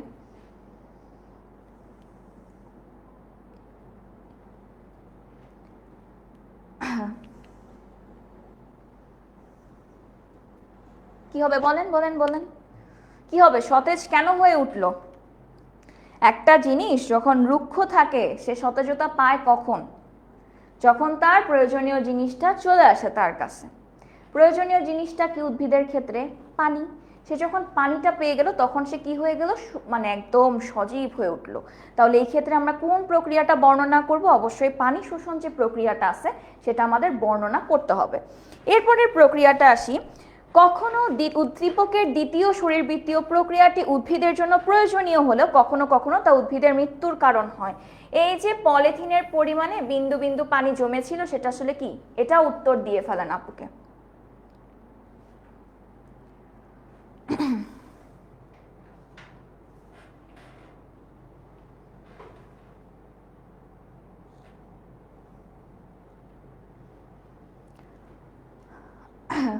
গ নাম্বারটা কিন্তু তোমাদের পানি শোষণ ঠিক আছে, বাট পানি শোষণের জন্য কোন প্রক্রিয়াটা মূলত কাজ করে বাবা? সেটা তো অভিস্রবণ, ব্যাপন না। অভিস্রবণ প্রক্রিয়ায় তাদের পানির একটা আকাঙ্ক্ষা তৈরি হয়, তখন পানিটা নিয়ে আসে। আপু মাত্রই বলছি তোমাদেরকে একটু আগে, তাই না? একটু আগে আপু বুঝাইছি না যে কেন হয়? প্রশোধনের মাধ্যমে পানিটা তো বের হয়ে গেল, একটা আকাঙ্ক্ষা তৈরি হলো, পানিটাকে নিয়ে আসলো। তো ওই যে কোষের যে একটা চাপ তৈরি করে সেইটা কিসের জন্য হলো? অভিস্রবণ। আর শেষের প্রক্রিয়াটা কি হবে, যেটা তোমরা সব ম্যাক্সিমামই কারেক্ট অ্যান্সার ধরছো, সেটা কি? প্রশোধন। ঠিক আছে? আবার বলতেছি, কনফিউজড হয়েও না। যখন সজীব হয়ে ওঠার জন্য পানির প্রয়োজন। পানিটা আসতেছে কিভাবে? সেটা আসতেছে অভিস্রবণ প্রক্রিয়ার। অভিস্রবণ কোষের চাপ সৃষ্টি করে, সেটার কারণে পানিটা পাতার মধ্যে চলে আসে। আর যখন বলবে বিন্দু বিন্দু পরিমাণ পানি বা কিছু পানি উঠে যাচ্ছে, সেটা হচ্ছে প্রশোধন প্রক্রিয়া। ঠিক আছে? ওকে, এই চ্যাপ্টার শেষ। এবার চলেন দ্বিতীয় চ্যাপ্টারে চলে যায়, সেটা হচ্ছে বংশবৃদ্ধি। মূলের মাধ্যমে বংশবৃদ্ধি করে কোনটি? এই চ্যাপ্টারে সবচেয়ে বেশি এমসিকিউ আসবে। এই চ্যাপ্টারে তোমার প্রত্যেকটা টপিক খুবই গুরুত্বপূর্ণ। এমসিকিউ এমসিকিউ এমসিকিউ এর জন্য খুব ভালো করে পড়তে হবে। পারলে একটা কাজ করতে পারো, খাতায় খুব সুন্দর করে তুমি লিখতে পারো যে এরকম এক একটা করে হেডিং দিবা, মূলের মাধ্যমে, তারপরে ছকের এখানে লিখবা কাণ্ডের মাধ্যমে, এই পাশে দাও পাতার মাধ্যমে, তারপরে উদাহরণগুলা লিখে ফেলো। দেখবা একটা ছক করে তুমি যদি পড়ো, জিনিসগুলা মনেও থাকবে এবং এমসিকিউ অ্যান্সার করতেও তোমার জন্য ইজি হবে। ঠিক আছে? যেহেতু এই চ্যাপ্টারে অনেক এমসিকিউ, এত উদাহরণ মনে রাখা সম্ভব না। কি করবো আমরা? একটু ছক আকারে পড়ার চেষ্টা করব। আচ্ছা, মূলের মাধ্যমে বংশবৃদ্ধি করে কোনটি? অবশ্যই পটল, রাইট? আচ্ছা, মূলের মাধ্যমে প্রজনন হয় কোনটি? দেখো শব্দগুলা, এই এমসিকিউ গুলা দেওয়ার একটাই কারণ তোমাদের শব্দগুলোর সাথে পরিচিতি হওয়া। দেখো আগের প্রশ্নটাতে কি বলছে? বংশবৃদ্ধি করে। এই ক্ষেত্রে কি বলছে? প্রজনন হয় কোনটি। একই প্রশ্ন, জাস্ট একটু ঘুরায় দেওয়া। এরকম প্রশ্নগুলাই কিন্তু বৃত্তি পরীক্ষা অনেক আসে, তো এগুলো একটু ভালো করে মাথায় রাখবা। পটল। সেগুন উদ্ভিদের প্রজনন হয় কোনটির সাহায্যে? মূলের সাহায্যে। উদাহরণগুলো তাহলে আমরা কি পেয়ে গেলাম? যদি আমি ছকের মধ্যে বসাই, মূলের মাধ্যমে কোনটা? পটল, সেগুন, পেয়ে গেছি। ওকে, আর তোমরা অন্য কোনো চ্যাপ্টারের এমসিকিউ সলভ করো বা না করো, এই চ্যাপ্টারের যত এমসিকিউ পারো শুধু সলভ করতে থাকো, কারণ এই চ্যাপ্টার থেকে ঘুরায় পেঁচায় অনেকভাবে এমসিকিউ প্রশ্ন তোমাদেরকে দিবে, কারণ অনেক উদাহরণ তোমার অফসেট, স্টোলন, বুলবিল, টিউবার, কন্দ, অনেক উদাহরণ, রাইজোম, নানাবিধ উদাহরণ। তো কি করবা? একটু ছক করে করে পড়বা, আর একটু উদাহরণগুলো একটু চোখে মানে একটু চোখ বন্ধ করে স্মরণ করবা যে টিউবার, আচ্ছা তাহলে আলুর কথা চিন্তা করবো, এরকম চোখ বন্ধ করে উদাহরণগুলো একটু মনে রাখবা, তাহলে পরীক্ষার হলে অ্যান্সার করতে তোমার ইজি হয়ে যাবে। ঠিক আছে? কোনটি স্টোলন? পুদিনা। স্টোলন হচ্ছে তোমার এই যে এরকম কিছুগুলোই থাকে না, এদের কিছু কাণ্ডর মতো থাকে, সেগুলোর মাধ্যমে কি হয়ে থাকে? বংশবৃদ্ধিটা হয়ে থাকে। অফসেট দেখা যায় কোনটির মধ্যে? তুমি যদি নৌ ভ্রমণে যাও, দেখবা কতগুলো এরকম পাতা থাকে, যেগুলোকে আমরা জানো কি বলি? এগুলাকে বলা হয় টোপা পানা। এই টোপা পানার তোমার যে কাণ্ডগুলা থাকে চিকন চিকন, ওগুলা কি করে? আস্তে আস্তে তারা বংশবৃদ্ধি করতে সম্পূর্ণ করে। এটার অ্যান্সার কি হবে? কচুরিপানা বা টোপা পানা। অফসেট বলতে একটা জিনিস মনে রাখবা, জলজ উদ্ভিদ। ঠিক আছে? যখনই বলবা অফসেট মনে রাখবা একটু জলজ উদ্ভিদের কথাগুলা। ওকে, পাতার কিনারায় সৃষ্ট মুকুলে নতুন উদ্ভিদ সৃষ্টি হয় কোনটা? পাথরকুচি গাছগুলা তুমি যদি একটু দেখো, এমন হয়ে থাকে, একটু এই জাতীয় গাছ। তো এই জাতীয় গাছগুলার এই যে কিনারার অংশগুলা দেখতে পাচ্ছ না, এই কিনারার অংশগুলা থেকে আস্তে আস্তে কি হয়, আরো কিছু এরকম নতুন নতুন উদ্ভিদের সৃষ্টি হয়। এই তোমার পাথরকুচি গাছগুলার পাতাগুলো একটু এমন এমন হয়, একটু এরকম wave wave wave wave wave wave হয়ে থাকে। এই যে এই অংশগুলা, এগুলা মূলত পরবর্তীতে তাদের বংশবৃদ্ধি করতে হেল্প করে। তাহলে এটার কারেক্ট অ্যান্সার কি হবে? পাথরকুচি। পরপরাগী, পরপরাগী শব্দ দেখে ভয় পায় না, এটা হচ্ছে পতঙ্গ পরাগী। পতঙ্গ পরাগী এমন কিছু উদ্ভিদ যারা কি করে, আকৃষ্ট করে প্রাণীকে। এবং এই ফুলগুলা দেখতে কেমন হয় বলো তো? একটু বড় হয়, সুগন্ধযুক্ত হয়, রঙিন হয়, যেন আমরা মানুষরা বা অন্যান্য প্রাণীরা এদেরকে দেখে অনেক আকৃষ্ট হয়, তাদের কাছে যায়।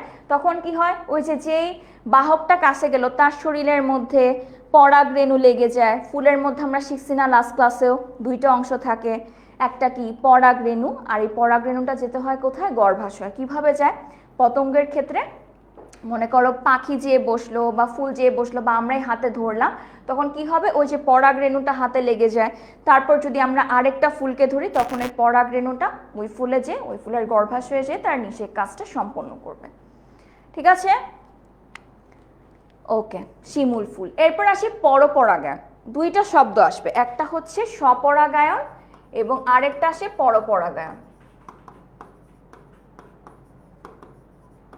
স্ব শব্দটার মানে কি বুঝি বলেন তো?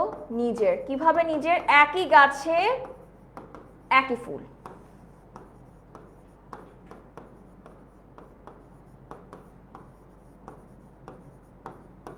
তাইলে পর কি হবে?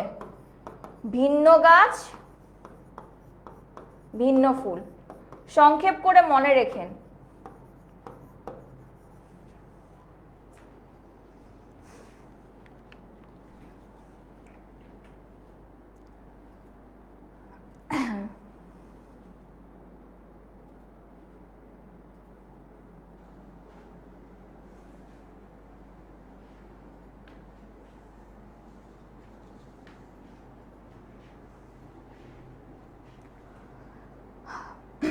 স্বপরাগায়ন পরপরাগায়নের উদাহরণ, আচ্ছা একজন একটু প্রশ্ন করছিলা যে আপু ভিন্ন পরাগী। পরাগায়ন মূলত দুই প্রকার হয়, একটাকে বলি স্ব, একটাকে বলি পরপরাগায়ন। পরপরাগায়নটা হওয়ার জন্য আমাদের অনেক বাহকের দরকার হয়, তো সেই বাহকের মধ্যে আবার অনেকগুলা ধাপ আছে। কতগুলা হয় বায়ুপরাগী, যেগুলা খুবই হালকা হয়, গন্ধহীন হয় এবং উড়ে উড়ে তার পরাগায়নটা সম্পন্ন করতে পারে। আরেকটা হচ্ছে পানি পরাগী, যেগুলা পানির মধ্যে থাকে। আরেকটা তো পতঙ্গ পরাগী, আপু বলেই ফেললাম যে বড় হবে, আকর্ষণীয় হবে, গন্ধযুক্ত হবে। এই তো সিম্পল। ওকে, বুঝছি বুঝছি বুঝছি, ওকে, সেরা সেরা। তাহলে এটা কারেক্ট অ্যান্সার কি হবে? পেঁপে। বইতে খুব সুন্দরভাবে দুইটা উদাহরণ দেওয়া আছে, শিমুল এবং পেঁপে, পরপরাগায়নের দুইটা উদাহরণ দেওয়া। এই উদাহরণগুলো একটু ভালো মতো দেখে যান, হ্যাঁ, যে স্বপরাগায়নের কোন উদাহরণ, পরপরাগায়নের কোন উদাহরণ, খুব গুরুত্বপূর্ণ, এমসিকিউ এর জন্য খুবই গুরুত্বপূর্ণ। একটু পড়ে যান, কনফিউজড হওয়া যাবে না। পারলে নিজেরা এই চ্যাপ্টারের একটা খাতা বানান, ছক করে করে লিখেন উদাহরণগুলা, আর এক্সাম্পলগুলোর একটা ছক বানায় পড়েন, দেখবেন মনে থাকবে। পড়ার কিছু সিস্টেম আছে, যদি আপনি বইটা মানে line to line line to line line to line পড়ে যান, মাথায় বেশিক্ষণ থাকবে না। চেষ্টা করবেন ছক আকারে পড়ার, যেন উদাহরণগুলো আপনার মাথায় থাকে বেশিক্ষণ। ওকে,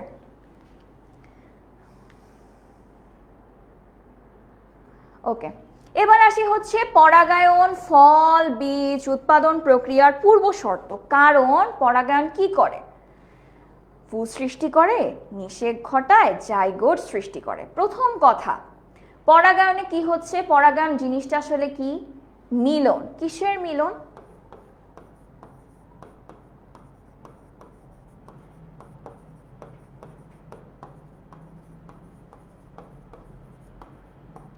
পুং জনন কোষ এবং স্ত্রী জনন কোষ, এবং এইটার ক্ষেত্রে ফুল সৃষ্টি হওয়ার সাথে কোনো প্রকার সম্পর্ক নেই।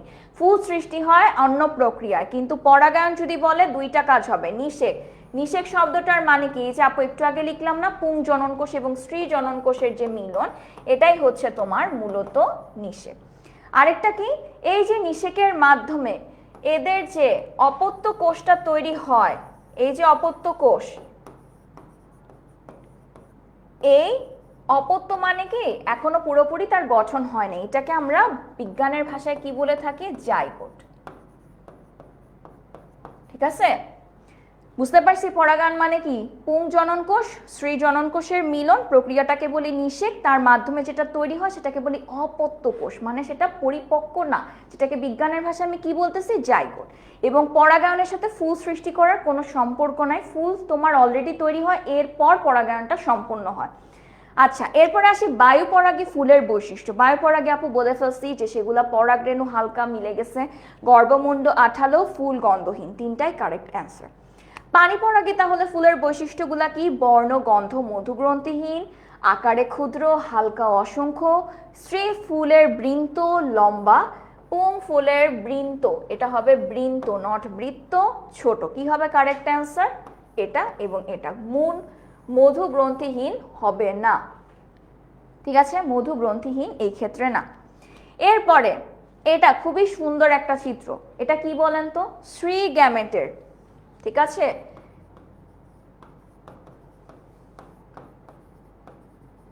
স্ত্রী গ্যামেটের গর্ভাশয়টা মূলত দেখতে এমন হয়।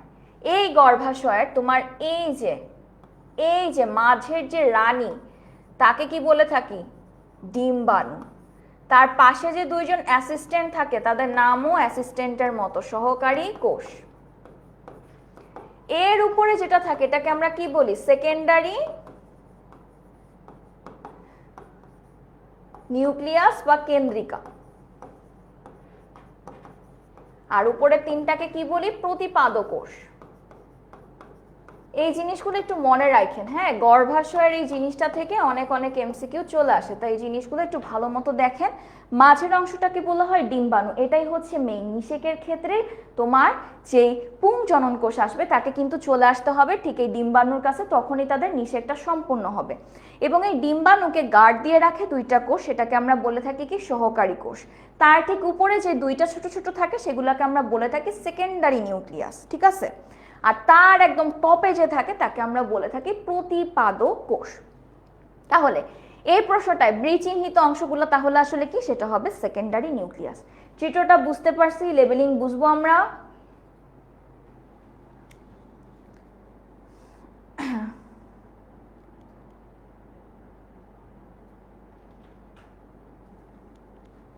ক্লিয়ার?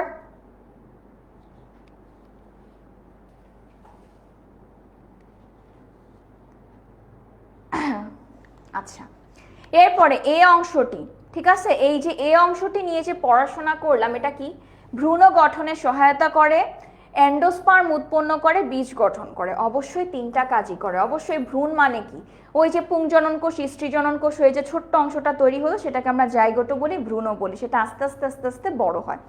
তারপরে আসি অ্যান্ডোস্পার্ম তো উৎপন্ন করে অবশ্যই, এবং একই সাথে কি হয়, ভ্রূণটা আস্তে আস্তে বড় হতে হতে ফলের ভিতর বিচিটা যে থাকে সেটা থেকে কি তৈরি হয়, বীজ তৈরি হয়, ঠিক আছে। কোনটিতে মৃদগত অঙ্কুর উদ্গম হয়, দেখো দুইটা শব্দ আছে, একটা হচ্ছে মৃদগত, আরেকটা হচ্ছে মৃদভেদী। মৃদগততে হচ্ছে একটা অংশ ভেতরে থেকে যায়,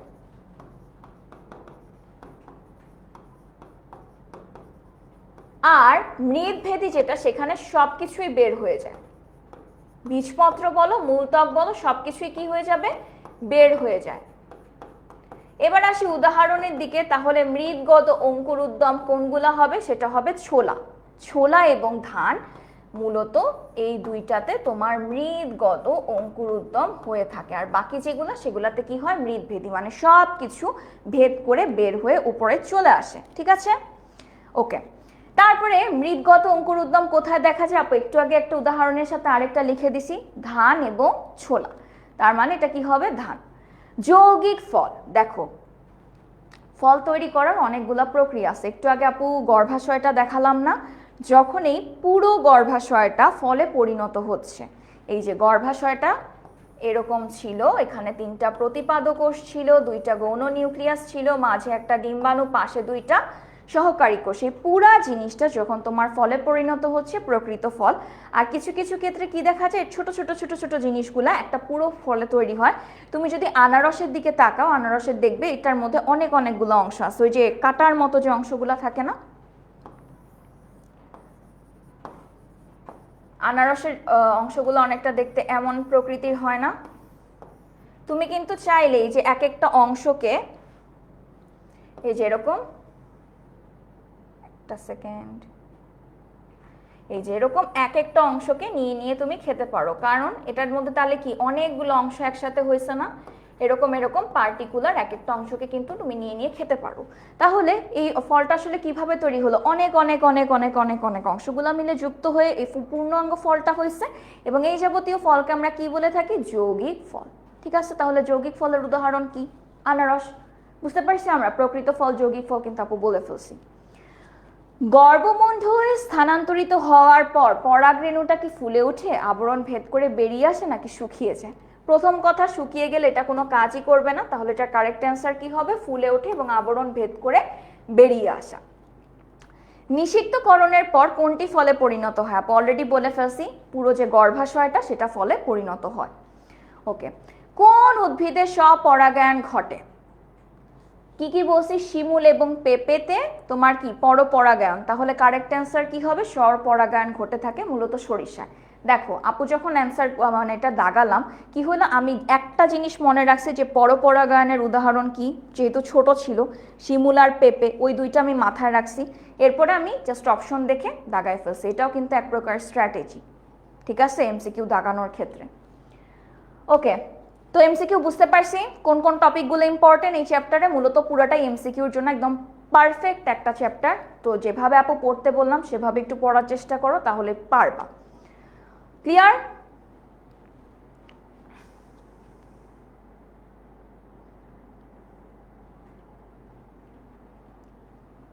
বুঝতে পেরেছি এখন অবধি?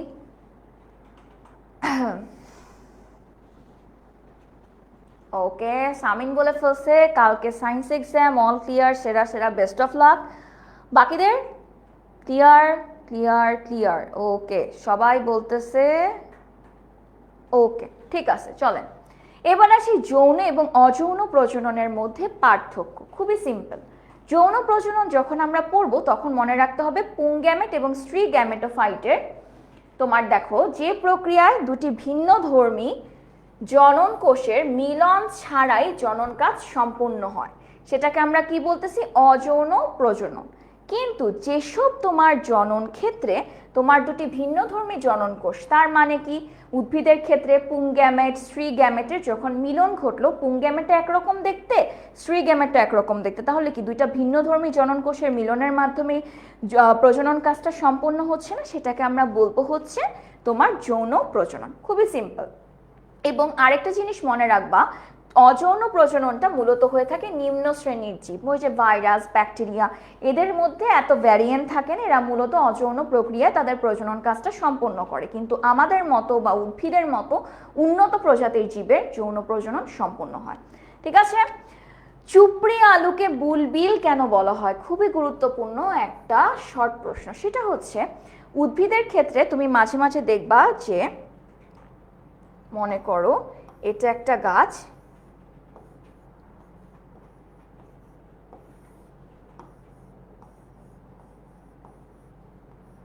এরকম অনেক পাতা থাকে, এই পাতার পর তাদের পাশ দিয়ে এরকম কিছু ছোট ছোট কাণ্ড থাকে। এই যে কাণ্ডগুলা, এগুলাকে আমরা বলে থাকি হচ্ছে তোমার ওই কাক্ষিক মুকুল। ঠিক আছে, দেখবা উদ্ভিদের পাতার চারপাশে ছোট ছোট গাছের মানে চারার মতো অংশ থাকে, সেগুলাকে বলে থাকি কাক্ষিক মুকুল। তো যে জিনিসটা হয়, উদ্ভিদের কাক্ষিক মুকুলের বৃদ্ধি যথাযথভাবে না হয়ে, মানে এই জিনিসটার এরকম ভাবে বৃদ্ধি হওয়া উচিত ছিল কিন্তু সেইভাবে বৃদ্ধি না হয়ে সে যখন এরকম পিণ্ডের মতো আকার ধারণ করবে তখনই সেটাকে আমরা কি বলবো? বুলবি। এবং চুপড়ি আলুতে মূলত এই জিনিসটা ঘটে থাকে। চুপড়ি আলু হচ্ছে কিছু গাছে ঝুলার তো অবস্থায় আলু থাকে, নর্মাল যে আলুটা মাটির নিচে হয়, কিন্তু চুপড়ি আলুটা একটু গাছের মধ্যে এরকম ঝুলে থাকা অবস্থায় দেখা যায়। তাদের যে জিনিসটা হয়, এই যে আপু দেখালাম কাক্ষিক মুকুলটা, সেখানের পূর্ণাঙ্গ বৃদ্ধি না হয়, সেটা একটা পিণ্ডের আকার ধারণ করে এবং বুলবিল হয়ে যায়। ঠিক আছে, এরপর আসি স্বপরাগায়ন পরপরাগায়নের পার্থক্য। এটার একটা স্ক্রিনশট তো অবশ্যই নিতে হবে, কারণ 2 নাম্বার প্রশ্নে এটা পাবাই পাবা। স্বপরাগায়ন কি, পরপরাগায়ন কি, একটু পার্থক্যগুলোর দিকে ভালোভাবে তাকাও। স্বপরাগায়নের মধ্যে কিন্তু কোনো পরিবর্তন আসে না, একই জিনিসের মধ্যে সবকিছু ঘটতেছে, এখানে তো কোনো প্রকার পার্থক্যই আসে না। যে জিনিসটা হয় তোমার নতুন উদ্ভিদে মাতৃগুণাগুণ সম্পন্ন, মানে মা যেরকম দেখতে বাচ্চাও ঠিক একই দেখতে, তাদের মধ্যে কোনো ভেদাভেদ হয় না। কিন্তু পরপরাগায়নের ক্ষেত্রে পার্থক্যটা আমরা দেখি, বৈচিত্র্যটা আমরা দেখি। ঠিক আছে, তারপর কি, স্বপরাগায়নের ফলে উদ্ভিদ কম সহনশীল এবং কম জীবনী শক্তি। একই জিনিসই বারবার আসতে থাকলে তারাও তো টায়ার্ড হয়ে যায় এবং জীবনী শক্তিটাও কি কম থাকে। কিন্তু পরর ক্ষেত্রে দেখা যায় আমরা অনেক প্রকার ভ্যারিয়েন্ট দেখি এবং তাদের জীবনী শক্তিটাও কিন্তু অনেক অনেক বেশি থাকে। এসএস নিসি একটু বলেন, আপু সরে যাচ্ছি।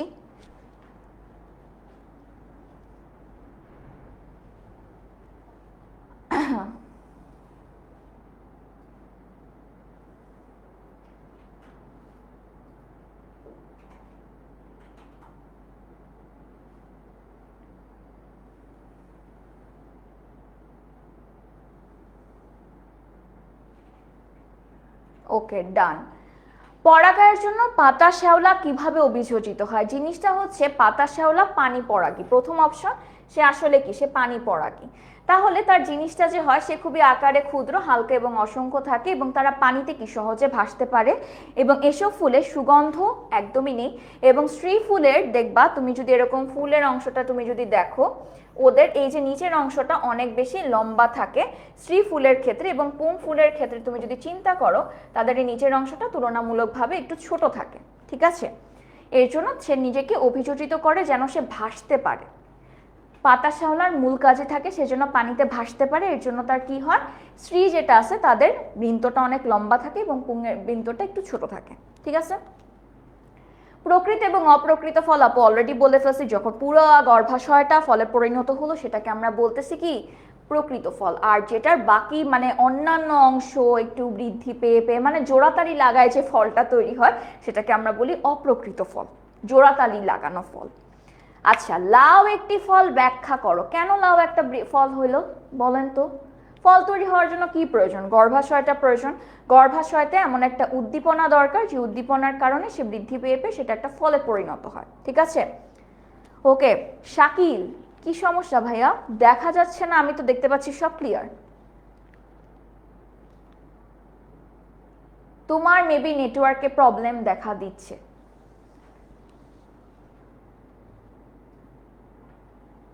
ঠিক আছে, বোর্ডও ঠিক মতো দেখা যাচ্ছে, ক্লিয়ার।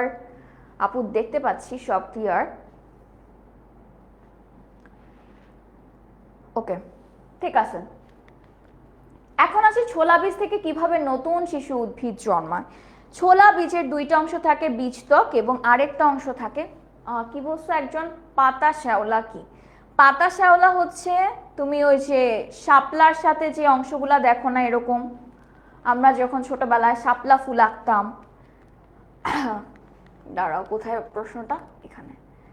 ওই যে শাপলা ফুল আঁকার সময় শাপলার সাথে এরকম কতগুলা অংশ থাকতো না, সেগুলাকে আমরা বলে থাকি পাতা শ্যাওলা, যে দেখতে অনেকটা এমন প্রকৃতির হয়ে থাকে।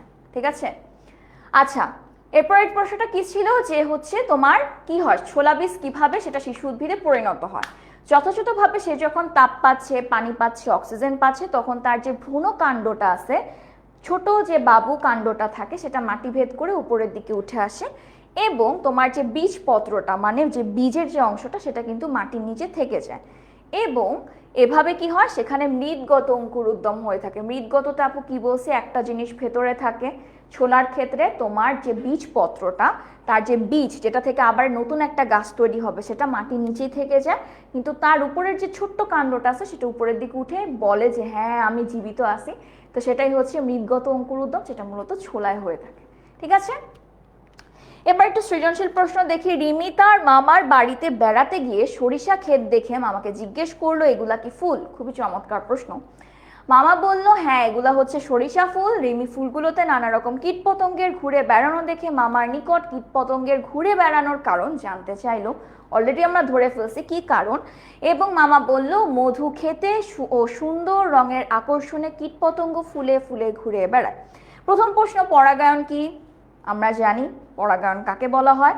এরপরে বলছে ফুলে বৃতির আসলে প্রয়োজনটা কি, কেন ফুলে বৃতির প্রয়োজন, দেখি কারা কারা বলতে পারো।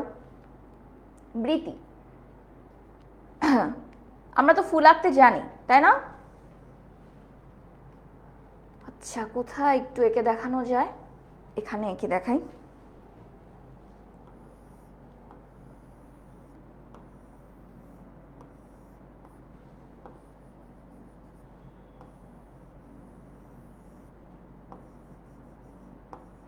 তোমাদের যে আদর্শ ফুলের একটা উদাহরণ আছে সেটা একটু ভালো মতো দেখে যেও। আর খুবই ইজি একটা চিত্র, চাইলে প্র্যাকটিস করে করে যেতে পারো।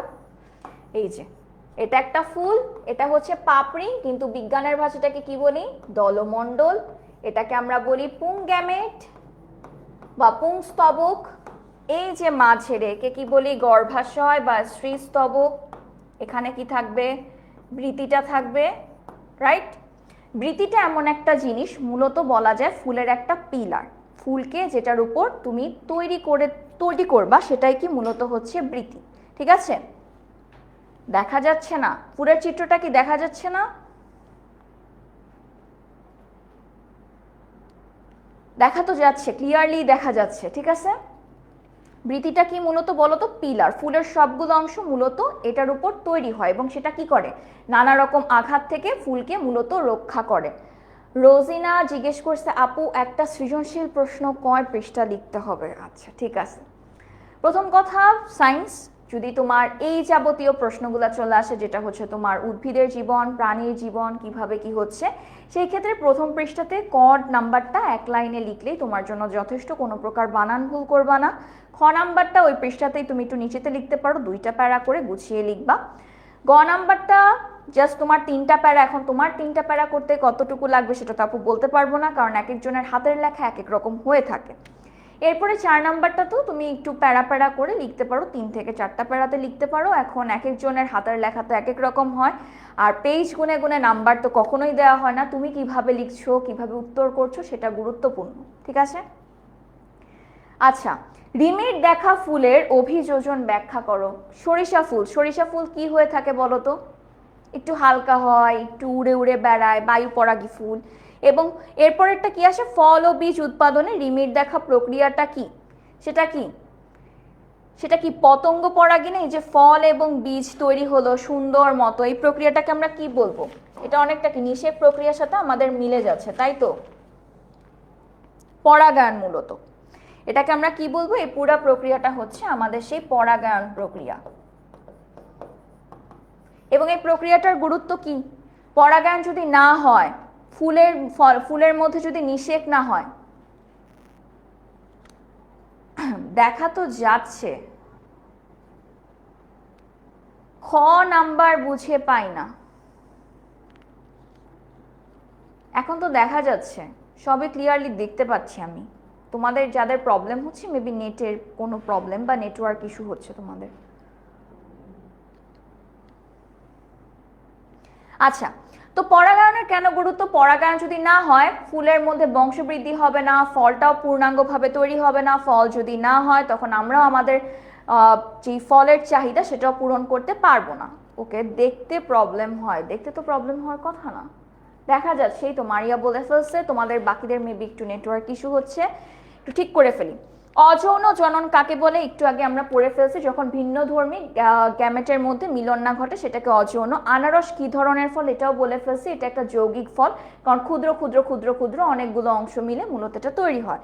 আর এর পরাগায়ন ব্যাখ্যা করো। আর দেখো তো, এই টবের মধ্যেই পরাগায়নটা হচ্ছে, তাই এই একই ফুলের মধ্যেই পরাগায়নটা হচ্ছে, এবং এটাকে আমরা কি বলবো? এটাকে আমরা বলে থাকবো স্বপরাগায়ন। কারণ একই উদ্ভিদের 2টা ফুলের মধ্যে যে পরাগায়নটা হয় সেটাকে আমরা বলে থাকি স্বপরাগায়ন। চিত্র এফ এর এই অংশটি কিভাবে ফলে পরিণত হয়? এই অংশটা বলতে তোমার এই অংশটাকে বোঝানো হচ্ছে। এবং এইখানে যে জিনিসটা ঘটবে, তুমি জাস্ট এই চিত্রটাকেই ব্যাখ্যা করতে পারো। এই যে দেখো, এখানে পুংজনন কোষগুলো আছে। পুংজনন কোষগুলা কি হবে বলো তো? এখান দিয়ে আস্তে আস্তে আস্তে আস্তে আস্তে আস্তে আস্তে আস্তে এসে এসে এই যে ডিম্বাণুর সাথে মিলিত হবে, এবং মিলিত হওয়ার পর তাদের যে উদ্দীপনাটা থাকবে, সেই উদ্দীপনার কারণে সেটা কিসে পরিণত হবে? আস্তে আস্তে আস্তে আস্তে পুরা গর্ভাশয়টা একটা ফলে পরিণত হবে। ঠিক আছে, বুঝতে পারছি? এই চিত্রটা একটু প্র্যাকটিস করে যাবা তোমরা। নিষেকের যে চিত্রটা আছে এটা খুবই গুরুত্বপূর্ণ এবং খুবই ছোট করে আঁকা যায়। ঠিক আছে, খুবই সিম্পল।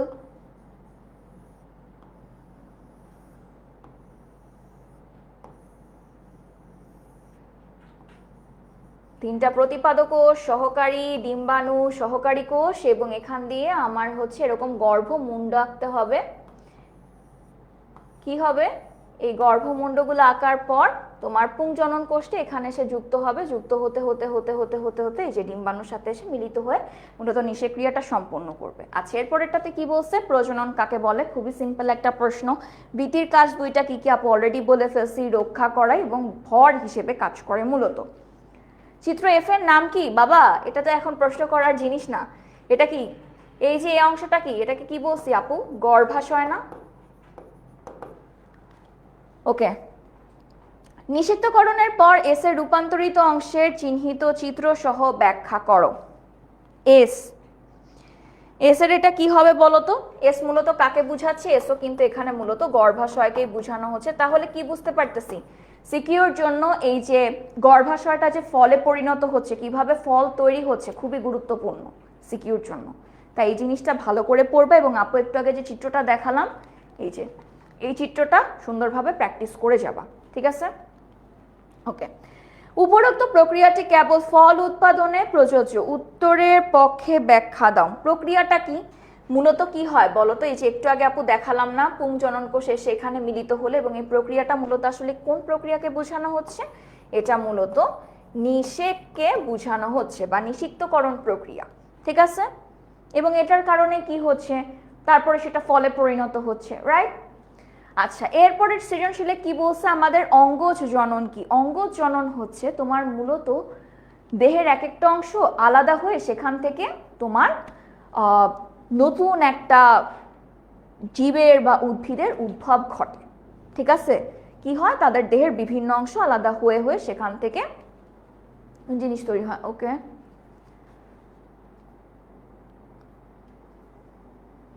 জুপ্লাঙ্কটন কি? জুপ্লাঙ্কটন যেদিন পড়াবো সেদিন বলবো, কিন্তু ছোট্ট করে বলে দিই, জুপ্লাঙ্কটন হচ্ছে পানির মধ্যে যে ছোট ছোট উদ্ভিদ থাকে সেটাকে জুপ্লাঙ্কটন বলে, ঠিক আছে? আলোকে রূপান্তরিত কাণ্ড কেন বলা হয়? আলুর যে অংশগুলা থাকে সেগুলা কি হয়? আলাদা হয়ে সেটা মূলত নতুন একটা উদ্ভিদের সৃষ্টি করে, এর জন্য আলুকে আমরা রূপান্তরিত কাণ্ড বলে থাকি। উদ্দীপকে উল্লেখিত আর এর সাহায্যে চারাগাছ সৃষ্টির প্রক্রিয়া। আর বলতে কুমড়ার বীজ। কুমড়ার বীজের সাহায্যে চারাগাছ কিভাবে সৃষ্টি হয় সেটা আমরা পারবো। অঙ্কুর উদ্যমের প্রক্রিয়াটা সুন্দরভাবে আমরা লিখে দিব, যে চারাগাছ কিভাবে সৃষ্টি হচ্ছে সেই জিনিসটাই আমাদের একটু ব্যাখ্যা করতে হবে, ঠিক আছে? এরপরে আসি উদ্দীপকে উল্লেখিত পি এর মাধ্যমে। পি মানে কি? কুমড়া ফুল। কুমড়া ফুল থেকে কিউ মানে কি? কুমড়া। কিভাবে ফলে পরিণত হইল? ফলে পরিণত হওয়ার প্রক্রিয়ায় তোমার এখানে বিশ্লেষণ করতে হবে। তাহলে ওই যে নিষিক্তকরণ দেখলা, চারটা সৃজনশীলই আমরা ইম্পর্টেন্ট পাইলাম। চারটাতেই কিভাবে ফল পরিণত হচ্ছে খুবই গুরুত্বপূর্ণ। ফল কিভাবে হচ্ছে গুরুত্বপূর্ণ। এছাড়া হচ্ছে তোমার একটা আদর্শ ফুলের অংশগুলা গুরুত্বপূর্ণ। স্বপরাগায়ন, পরপরাগায়ন সিকিউর জন্য খুবই গুরুত্বপূর্ণ। তো এই চ্যাপ্টার দিকে যদি আমরা তাকাই, এমসিকিউর জন্য তো সবকিছুই গুরুত্বপূর্ণ আপু বলে ফেলছি। শর্ট কোশ্চেনও ছোট ছোট জায়গা থেকে চলে আসে, যেমন অফসেট কি, স্টোলন কি, বুলবিল কি, টিউবার কি, এগুলো একটু ভালো মতো দেখবা। আর তারপর আসি হচ্ছে সিকিউর জন্য, যেটা খুবই গুরুত্বপূর্ণ, যে তোমার নিষিক্তকরণ প্রক্রিয়াটা, ফল কিভাবে তৈরি হচ্ছে, পরাগায়নের উদ্দেশ্য কি, কিভাবে হয়, কোনটায় কি ধরনের পরাগায়ন, এগুলা কিন্তু খুবই গুরুত্বপূর্ণ, ঠিক আছে? তো তোমাদেরকে আপু লাস্ট ক্লাসে একটা সৃজনশীল লিখতে দিছিলাম, আজকে একটা হোমওয়ার্ক দিয়ে ফেলি। তোমরা এই সৃজনশীল প্রশ্নটার চেষ্টা করবা এই গ এবং ঘটা একটু লিখে আপুকে দেখাতে, ঠিক আছে? ক্লাসের সুপার স্টুডেন্ট গ্রুপে চাইলে তোমরা পোস্ট করতে পারো, আপু চেক করে দিব, ঠিক আছে? যেন আমি বুঝতে পারি যে তোমরা আসলে সৃজনশীল প্রশ্নের তোমাদের প্রিপারেশনটা কেমন। তো আজকের ক্লাসটা মূলত এই পর্যন্তই ছিল। আশা করি তোমাদের অধ্যায় 3 এবং অধ্যায় 4 নিয়ে আর কোনো সমস্যা নেই। আমাদের এখন ব্যাপন অভিশ্রবণ, যেখান থেকে প্রশ্ন দেখে আমরা পারবো আশা করি। তারপরে 4 নাম্বার চ্যাপ্টারে স্বপরাগায়ন, পরপরাগায়ন কিভাবে কি হচ্ছে সেটা নিয়েও আমরা পড়বো। আচ্ছা, ওকে। আচ্ছা, জুপ্লাঙ্কটন হচ্ছে প্রাণী, ফাইটোপ্লাঙ্কটন হচ্ছে উদ্ভিদ, ঠিক আছে? আপু একটু গুলিয়ে ফেলছি তোমাদের এই চ্যাপ্টার পড়াতে পড়াতে। তো হচ্ছে জুপ্লাঙ্কটনটা হচ্ছে ছোট ছোট যে জীবগুলা থাকে, ছোট ছোট যে প্রাণীগুলা থাকে, আর ফাইটোপ্লাঙ্কটন হচ্ছে তোমার উদ্ভিদগুলা, ছোট ছোট উদ্ভিদগুলা, ঠিক আছে? ওকে, তো আজকের ক্লাসটা আমরা বুঝতে পারছি অল ক্লিয়ার। যখন তোমাদের ওই চ্যাপ্টারটা পড়াবো ইনশাল্লাহ এই জিনিসগুলো নিয়ে আরো পড়াবো, কিন্তু আরেকবার বলে রাখি আপুর একটু খেয়াল ছিল না এই চ্যাপ্টার পড়াতে পড়াতে, তো উদ্ভিদের দিকেই মাথা চলে গেছে। জু প্লাঙ্কটন হচ্ছে পানিতে থাকা ছোট ছোট যে প্রাণীগুলা সেটা, আর ফাইটো প্লাঙ্কটন হচ্ছে গাছগুলাকে বুঝি, ঠিক আছে? যেমন আমরা পড়ছি না ফাইটো হরমোন, উদ্ভিদের প্রয়োজনীয় হরমোন, ঠিক সেরকম।